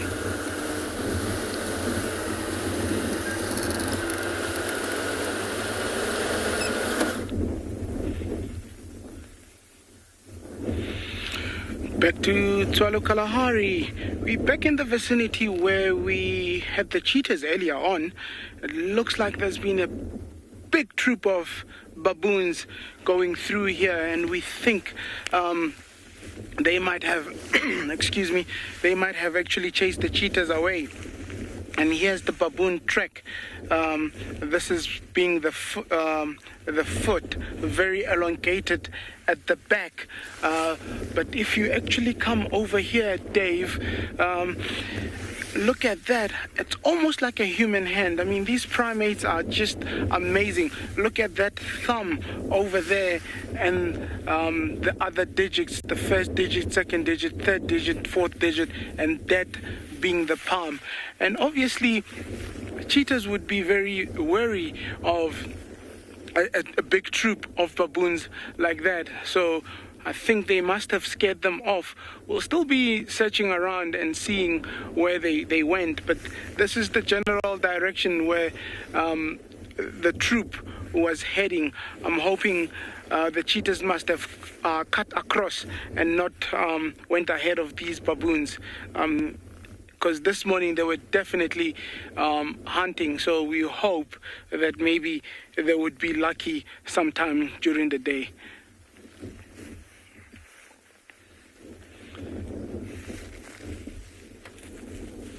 It's like solving a mystery here. So let's keep going. Let's see how the puzzle closes off. So we're gonna keep going on.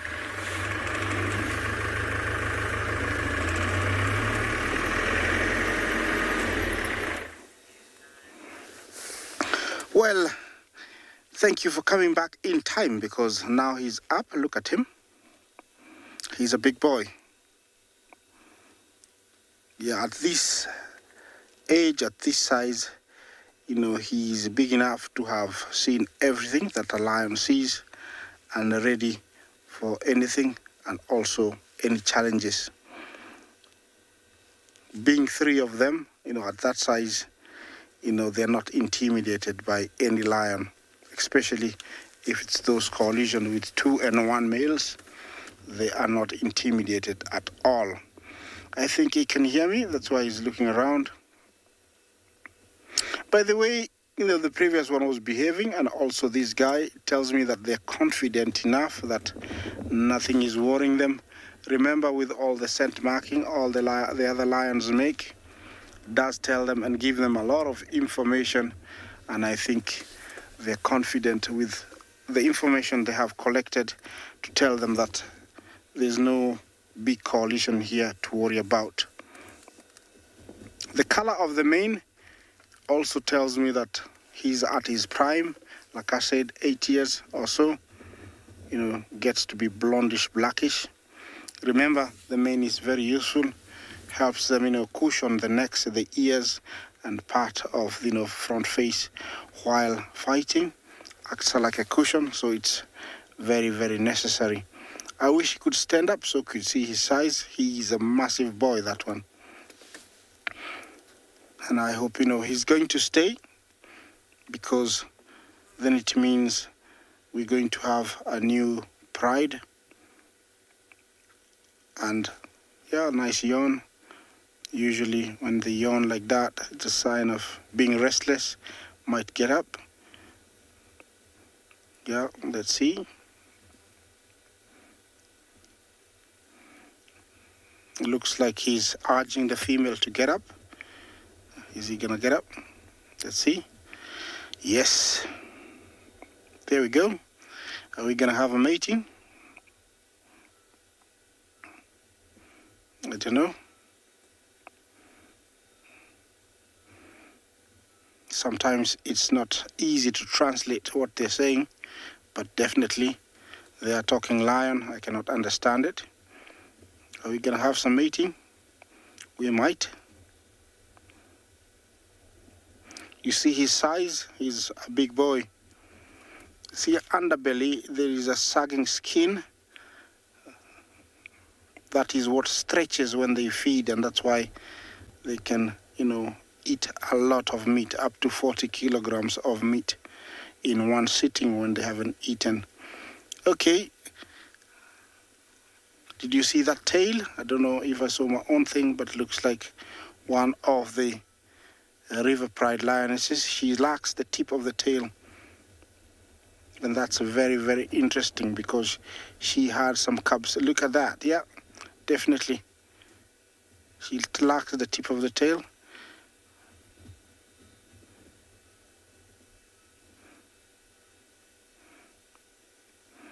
Looks like she might get up, maybe. No. And I think she's back to sleeping.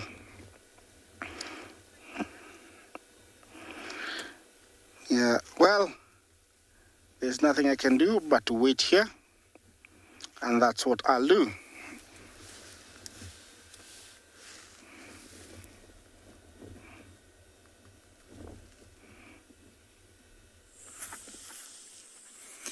While those lions are waiting to mate, we've got all these buffaloes that are just slowly making their way away from the dam now. They've decided that enough swimming, enough water, time to eat the last of the grasses before it gets too hot.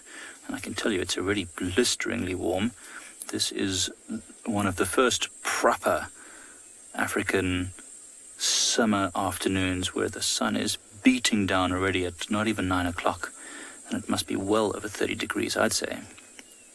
And what we're looking at right now is a female who looks very pregnant. She's got a huge round belly. And now I know buffaloes often look quite round because of the four-chambered stomach being quite large. Lots of moisture in there, but this one is particularly big. So I think she's heavily pregnant. She's probably going to give birth right around, the early, well, maybe not the early part of November, but around mid-November to December time, which will be fantastic. The next generation of buffalo. Oh, what are you doing? That is very odd. You're way too young for that. What are you thinking? That was quite funny. I don't think it was a serious attempt, but certainly practicing. Goodness gracious me. I would almost go so far as to assume that might even be the mother, because it's not a very old buffalo. It's about time that she gave birth again. That was very strange behavior. She doesn't seem particularly perturbed, though. She's taking it in her stride. I guess the life of a female buffalo is quite a tough one, hey? Well, it was interesting. But I wasn't expecting the buffaloes to expend that much energy on such a hot morning. You can see they're searching around all the shady section. There's a buffalo mooing in the background, just like a cow. Deep, rounded bellow. And there's one replying, moo back to you. But over the distances, they've started to spread out. Now, they all clumped together when they came to the water's edge. Now, as they're feeding away, they're starting to spread out a little bit. And so the communication needs to be kept up so that all the members of this particular buffalo family or herd are able to stay relatively close to each other and warn each other if there's any danger. This is quite a cute young buffalo. Well, what a spectacular morning it's been. Hot, but I think relatively successful. So hopefully these buffaloes will continue sticking around here. We're going to definitely come and visit them this afternoon and see what they get up to. There's been a bunch of elephants in the area, and we heard alarm calling earlier, but no luck so far. But you know what? When you've got buffaloes, what else do you need, honestly? Sleeping lions? No, thank you. Well, everyone, the morning safari is coming to a close, but please join us again this afternoon at 3 o'clock when we head out to 6 different locations in the African bush on live safaris to see what else we can find. Remember, we can answer all your questions live, or as many as we can, and just explore the bush together, just like this big, strong buffalo bull. Hopefully, we'll see you all this afternoon.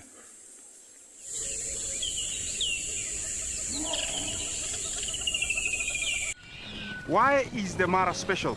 It's one of the only few places that you can find the annual wildebeest migration. I will still go for